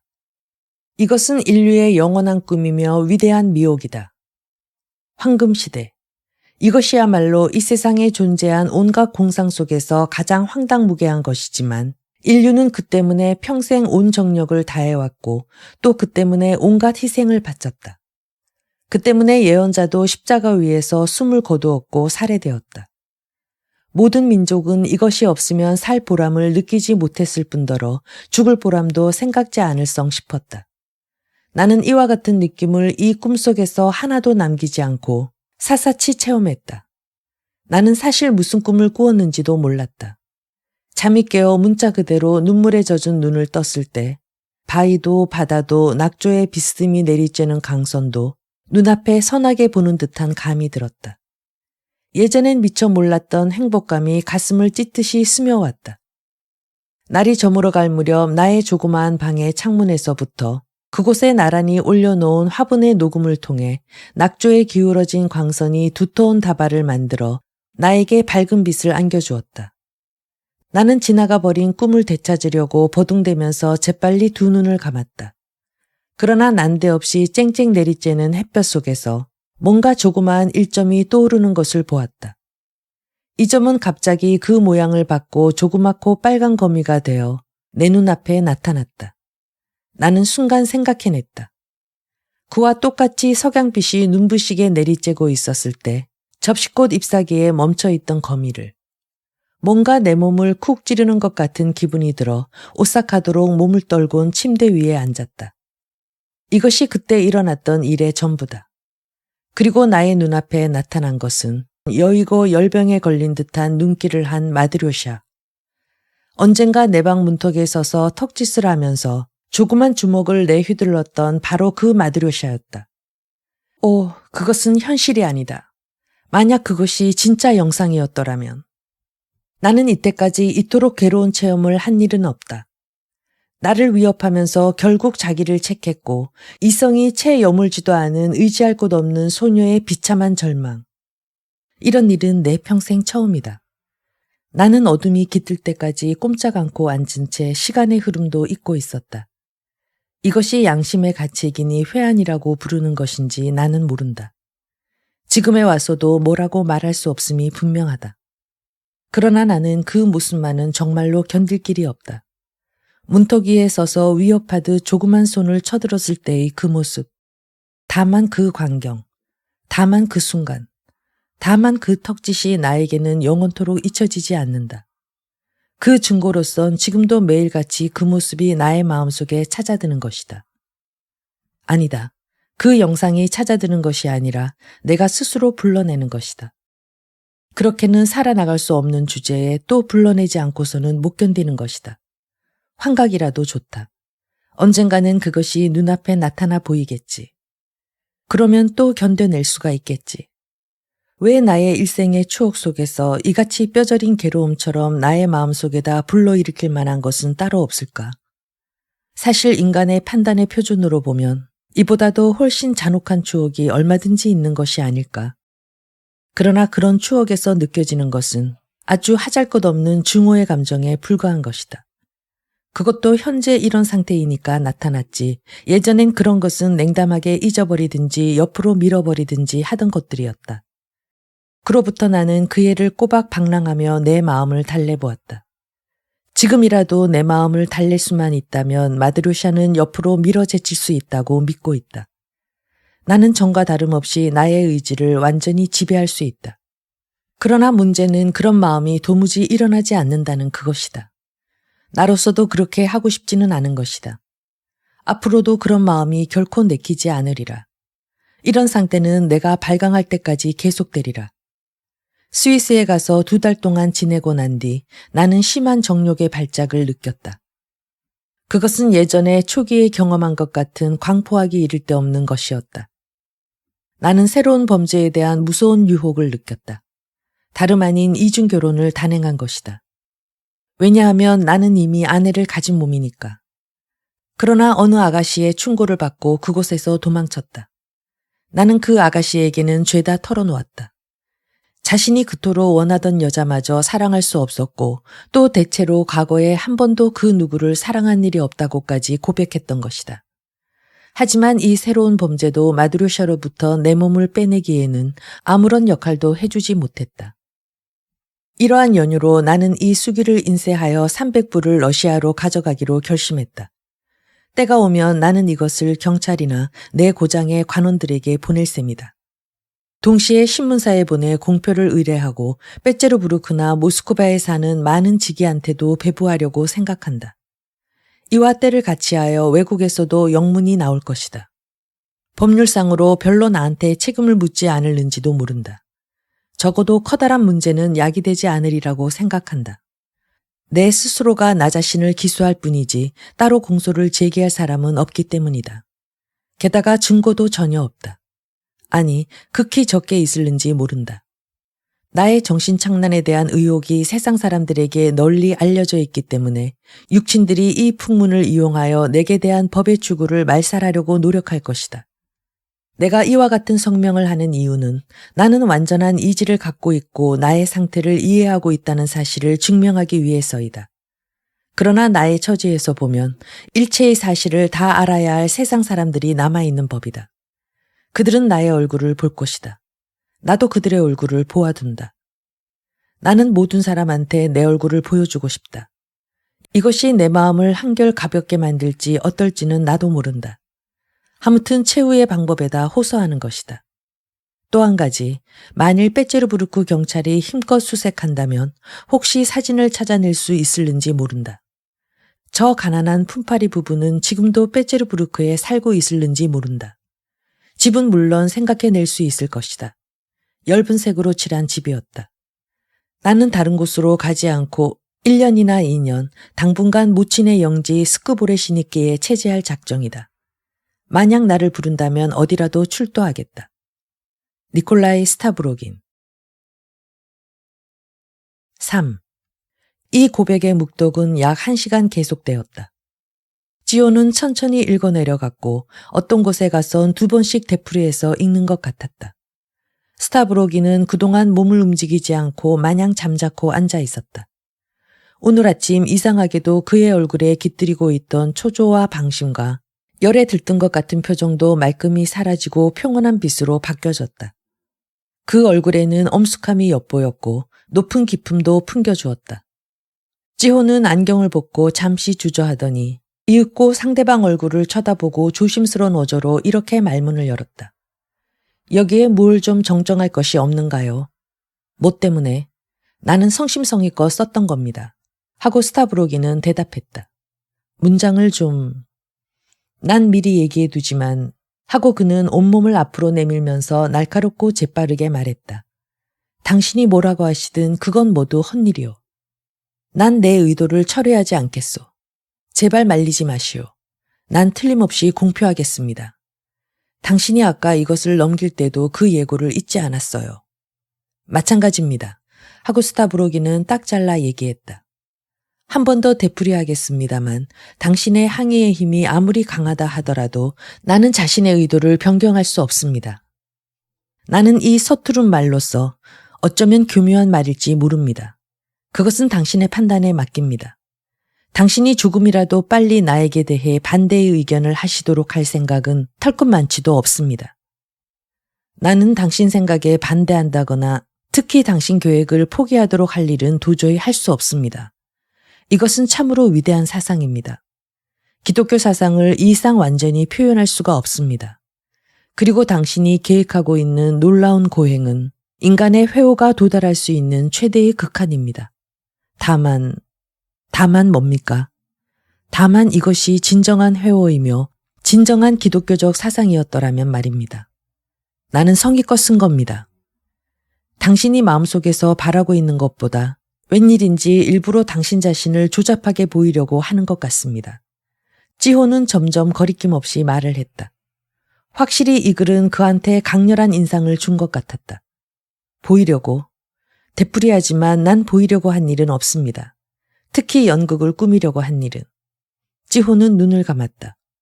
이 고백은 돌이킬 수 없고 죽도록 상처를 받은 마음에 피치 못한 요구에서 우러나온 것이라고 생각합니다만 그렇잖아요. 하고 그는 비상한 열성에 기울이면서 끈덕지게 말을 이었다. 그렇소. 이것은 참회입니다. 당신은 이 참회의 자연스러운 요구에 지고 만 겁니다. 그리고 전대미문의 위대한 길에 들어선 겁니다.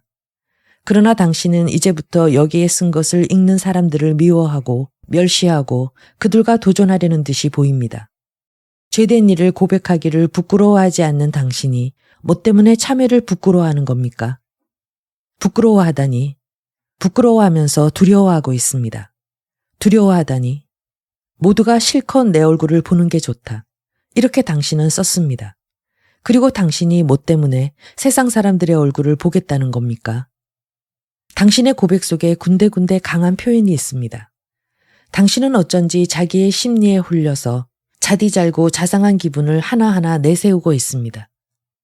다만 자기의 무신경을 비꼬면서 독자를 놀라게 하고 싶다는 듯이 보입니다.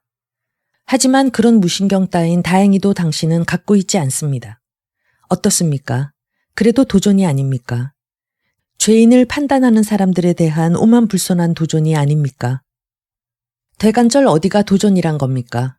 나는 나 자신의 비평을 일체 배제한 것인데. 지호는 입을 다물었다. 그 창백한 얼굴에는 붉은 빛이 살짝 스쳐갔다. 그 얘기는 그만둡시다. 하고 스타브로기는 날카롭게 가로막았다. 그러나 이번엔 제가 한 가지 묻겠어요. 그는 인쇄물을 고갯짓하여 가리켰다.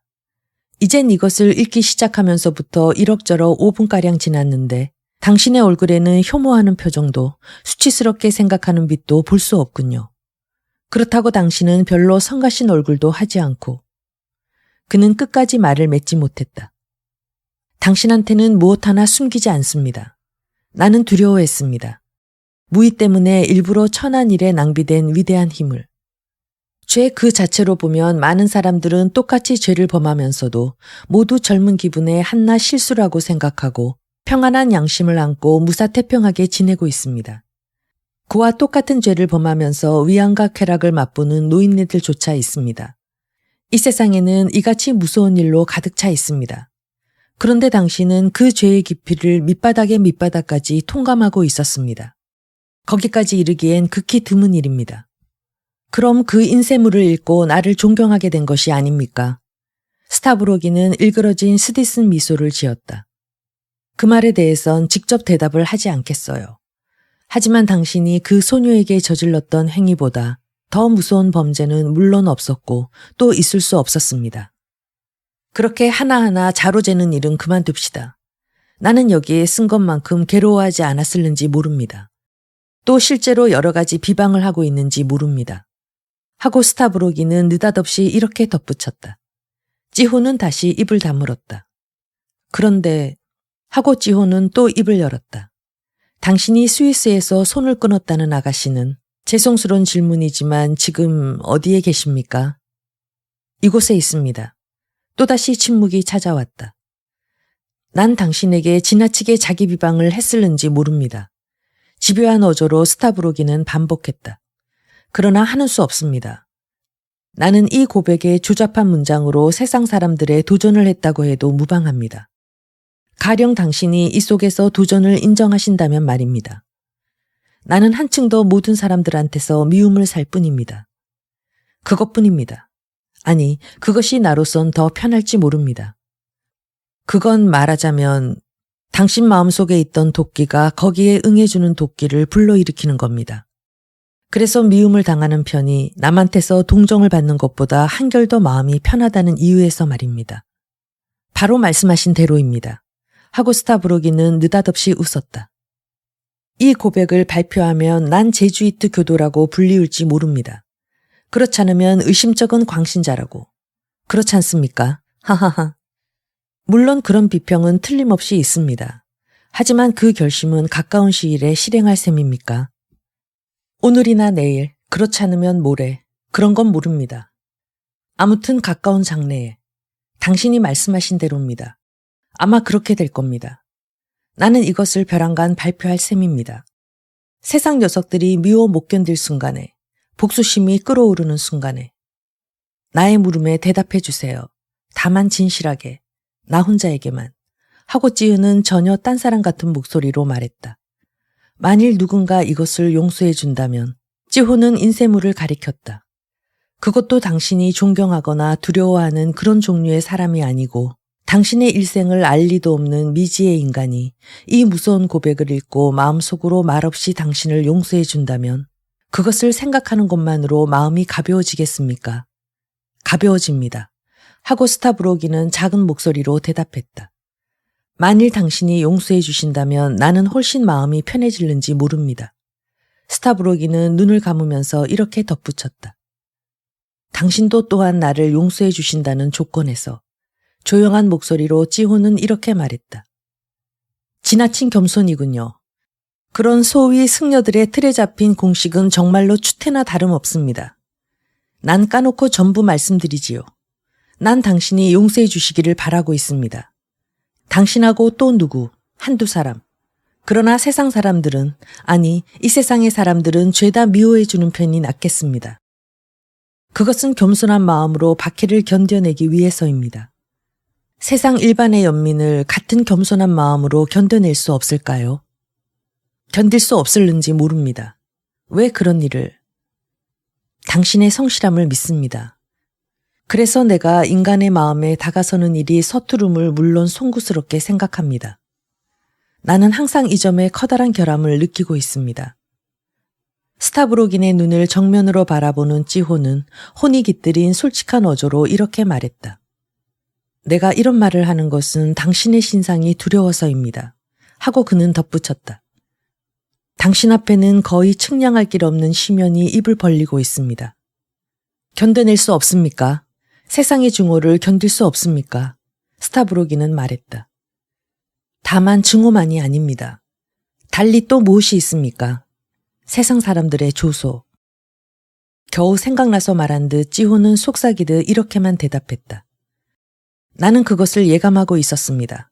하고 스타브로긴은 말했다. 그러고 보면 난 그 인쇄물을 읽은 뒤 무척 우스운 인물이 되어버린 셈이군요. 제발 걱정 마세요. 난 그것도 기대하고 있었어요. 공포는 누구나가 다 느낄 겁니다. 그러나 진지한 공포보다 외양의 공포가 더 많은 줄로 생각합니다.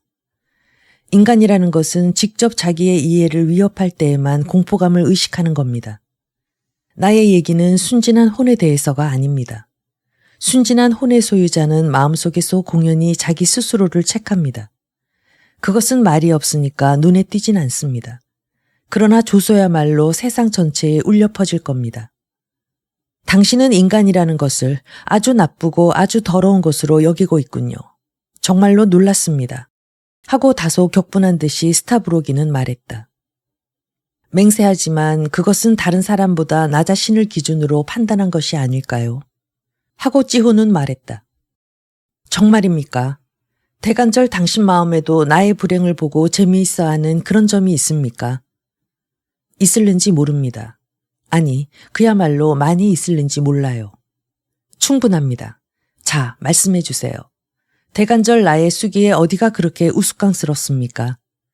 난 나 자신이 어디가 우스꽝스러운지 알고 있습니다만 그래도 당신의 손가락으로 지적해 주세요. 될 수 있는 대로 노골적으로 말입니다. 될 수 있는 대로 거리낌 없이 말씀해 주세요. 되풀이하지만 당신은 정말로 이상한 사람입니다. 아무리 위대한 고백이라도 그 외형에는 어딘가 우스꽝스러운 점이 깃들여 있는 법입니다. 아니, 당신은 사람의 마음을 정복할 수 없다. 이런 사실을 믿어서는 안 됩니다. 하고 찌호는 마음에 깊이 느꼈음인지 소리쳤다. 그는 인쇄물을 가리켰다. 정복할 수 있습니다. 다만 당신이 어떠한 모욕이라도 진지하게 받아들이지 않으면 안 됩니다. 겸손한 고행의 태도가 진지하다면 아무리 괴롭고 수치스러운 십자가라도 마침내는 위대한 영광, 위대한 힘이 되는 법입니다. 당신이 생존 중이라 할지라도 위안을 얻을는지 모릅니다. 그럼 당신은 형식 속에서만 우스운 점을 발견하시는군요. 하고 스타브로기는 추궁했다. 바로 그대로입니다. 추함이 치명상을 줍니다. 하고 찌호는 눈을 감으면서 중얼거렸다. 추함이란 무엇입니까? 범죄의 추함입니다. 세상에는 아주 추한 범죄가 있습니다. 범죄는 어떤 성질의 것이든 피가 많으면 많을수록 공포가 많으면 많을수록 그만큼 효과도 크지요. 말하자면 회화적으로 됩니다. 그러나 또 추악하고 치욕적인 범죄도 있습니다. 일체의 공포하고는 거리가 먼, 뭐라 할까, 지나치게 아름답지 못한 범죄가. 찌호는 끝까지 말을 맺지 못했다. 말하자면 하고 스타브로기는 말을 가로챘다. 당신은 젖비린내 나는 소녀의 손에 입을 맞추는 나의 모습이 극히 우스꽝스럽게 생각된 모양이군요. 나는 잘 알고 있습니다. 당신이 나를 위해 팔소매를 걷어붙이려고 하는 것은 결국 아름답지 못하다. 꺼림칙하다. 아니, 꺼림칙한 것이 아니라 부끄럽고 우스꽝스럽다는 점입니다. 이것이 나로선 견디기 어렵다고 생각하시는 거죠. 찌호는 말없이 그대로 있었다. 알았습니다. 스위스의 여자가 이곳에 있는지 없는지 나한테 물어본 이유를. 당신은 아직 준비가 되어 있지 않아요. 단련이 모자랍니다. 하고 찌호는 눈을 감으면서 중얼거렸다. 대지에서 왜 따로 떨어져 있어요. 신앙이 없어요. 찌혼 승정, 난 내가 나 자신을 용서하고 싶어요. 그것이 나의 주목적입니다. 그것이 나의 목적의 전부입니다. 어두운 감격의 빛을 눈에 나타내면서 스타브로기는 벼랑간 이렇게 말했다. 알고 있습니다. 그때야 비로소 영상이 사라지는 겁니다. 때문에 나는 한량없는 고통을 구하고 있는 겁니다. 자기가 일부러 구하고 있는 겁니다. 제발 나를 위협하지 마세요. 그렇지 않으면 나는 독스러운 상념을 아는 채 멸망하고 맙니다.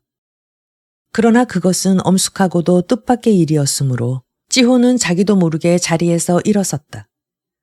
만일 당신이 스스로 용서한다고 믿고 있다면, 그리고 그 용서를 이 세상의 괴로움으로써 얻을 수 있다고 믿고 있다면, 확고한 목적을 갖고 이 목적에 스스로의 몸을 내맡긴다면 그때야말로 당신은 일체를 믿고 있는 겁니다. 하고 찌호는 감격 어린 어조로 외쳤다. 신을 믿고 있지 않다니 어떻게 당신은 그런 말을 할 수 있었을까요? 스타브로기는 대답하지 않았다. 신은 당신의 불신을 용서해 주십니다. 왜냐하면 당신은 당신도 모르는 새에 신을 숭배하고 있기 때문입니다. 그럼 그리스도도 용서해 주겠군요. 스타브로기는 일그러진 미소를 띄우며 갑자기 소리를 바꾸어 이렇게 물었다. 그 말투에서 가벼운 익살이 느껴졌다. 성서에도 그렇게 말하고 있지 않습니까? 이 조그마한 것 하나를 걷어차며 걷는 자는. 기억하고 계십니까? 성서의 가르침으로선 이것보다 더 큰 죄는 없습니다. 다만 당신은 보기에도 끔찍한 소동을 일으키고 싶지 않아서 나한테 올가미를 씌울 셈이군요. 찌혼승정. 그냥 자리를 떠나려는 듯한 몸짓을 보이며 스타브로기는 꺼리는 듯한 목소리로 이렇게 말했다. 한마디로 말해서 당신은 내가 어떻게 안정되어 결혼이라도 한 다음 이곳의 클럽의 멤버도 되고 제1대 이곳 수도원이나 찾아오곤 해서 한평생 무난하게 지내기를 바라고 있죠. 말하자면 속죄의 난행이군요. 그렇지 않습니까? 당신은 인간혼의 투시자니까 틀림없이 그렇게 될 거라고 예감하고 있을는지 모릅니다. 지금은 경고를 주기 위해 나한테 뜸을 떠두자는 거지요. 어쨌든 나 자신도 그것을 갈망하고 있으니까요. 그렇지 않습니까? 지호는 일그러진 엷은 웃음을 띄었다. 아니요, 그것은 난행이 아닙니다. 다른 걸 생각하고 있는 겁니다. 스타브로긴의 냉소나 익살에도 추호의 주의를 기울이지 않고 지호는 열띤 어조로 이렇게 말했다. 나는 어느 사제 한 분을 알고 있습니다. 이 고장이 아닙니다. 여기에서 멀리 떨어진 곳에 살고 있는 은둔자입니다. 당신이나 나나 도저히 생각이 미치지 못할 기독교의 예지로 충만된 분입니다. 그분은 나의 부탁을 들어주실 겁니다. 나는 그분한테 당신 일을 죄다 말씀하겠습니다. 그분한테로 수행 가셔서 5년이고 7년이고 필요할 때까지 그분의 서류를 지켜보세요. 시키는 대로 하겠다는 서약을 해보세요. 그러면 그 위대한 희생에 의해 당신이 갈망하시는 것, 아니 당신이 기대하고 계시는 것까지도 속죄할 수 있을 겁니다. 어떠한 결과를 얻으려는지 지금 이 마당에 상상하기조차 어려울 정도입니다. 스타브로기는 진지하게 끝까지 들었다.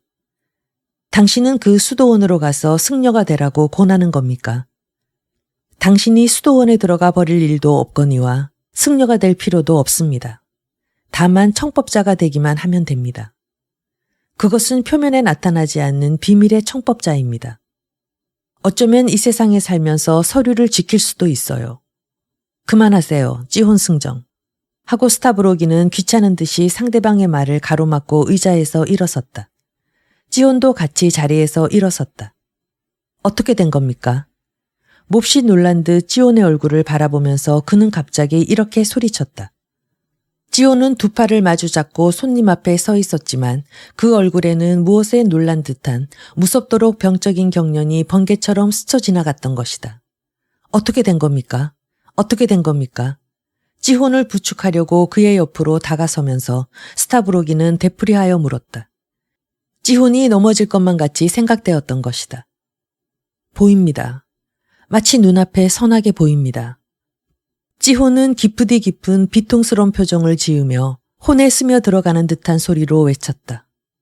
아, 가엾게도 파멸한 청년. 당신은 지금 이 순간만큼이나 새롭고 커다란 범죄로 다가선 일은 이때까지 없었어. 침착하세요. 승정의 몸에 마음으로 불안을 느낀 스타브로기는 시종 이렇게 달랬다. 난 좀 연장할지도 몰라요. 당신이 말씀하신 대로. 아니요. 이 고백의 공표 전에, 위대한 결심을 단행하는 하루 전에, 1시간 전에 당신은 궁지를 빠져나갈 출구로서 새로운 범죄를 단행합니다. 그것도 이 인쇄물의 공표에서 도망치기 위해서. 다만 그것만을 위해서. 스타브로기는 분노와 경악에 못 이겨 몸부림쳤다. 성가신 심리학자로군. 그는 벼랑간 미칠 듯한 분노에 사로잡혀 내뱉듯이 이렇게 탁 쏘아붙이곤 그대로 뒤도 보지 않고 획 암실에서 나가버렸다.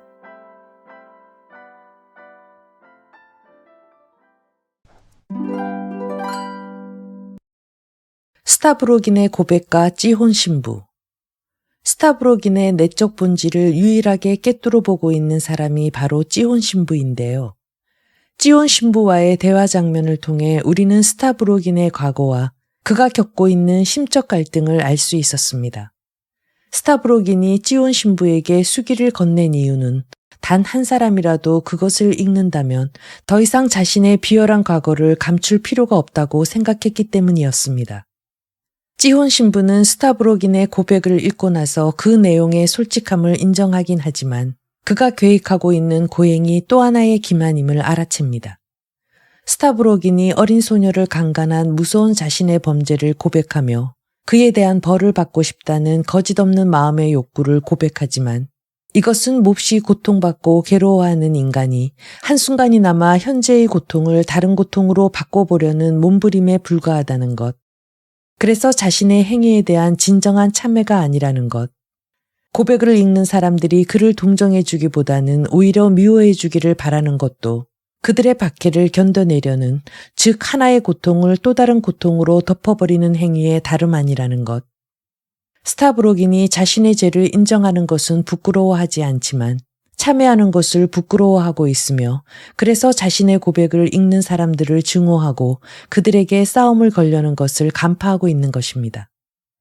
찌혼 신부는 스타브로긴이 가장 두려운 범죄에 다가가고 있음을 미리 꿰뚫어 보고 있었으며 결국 자신의 속마음을 들킨 스타브로긴은 그에게 성가신 심리학자라 내뱉고 암자에서 도망쳐 나오는데요. 종교적 구원과 갱생 가능성을 제시한 수도사를 심리학자라는 말로 비난함으로써 스타브로긴은 신의 말씀의 전달자로서 그의 의미를 인정하지 않고 있으며 결국 마지막까지 스스로 신이 되는 길을 택하는 것입니다.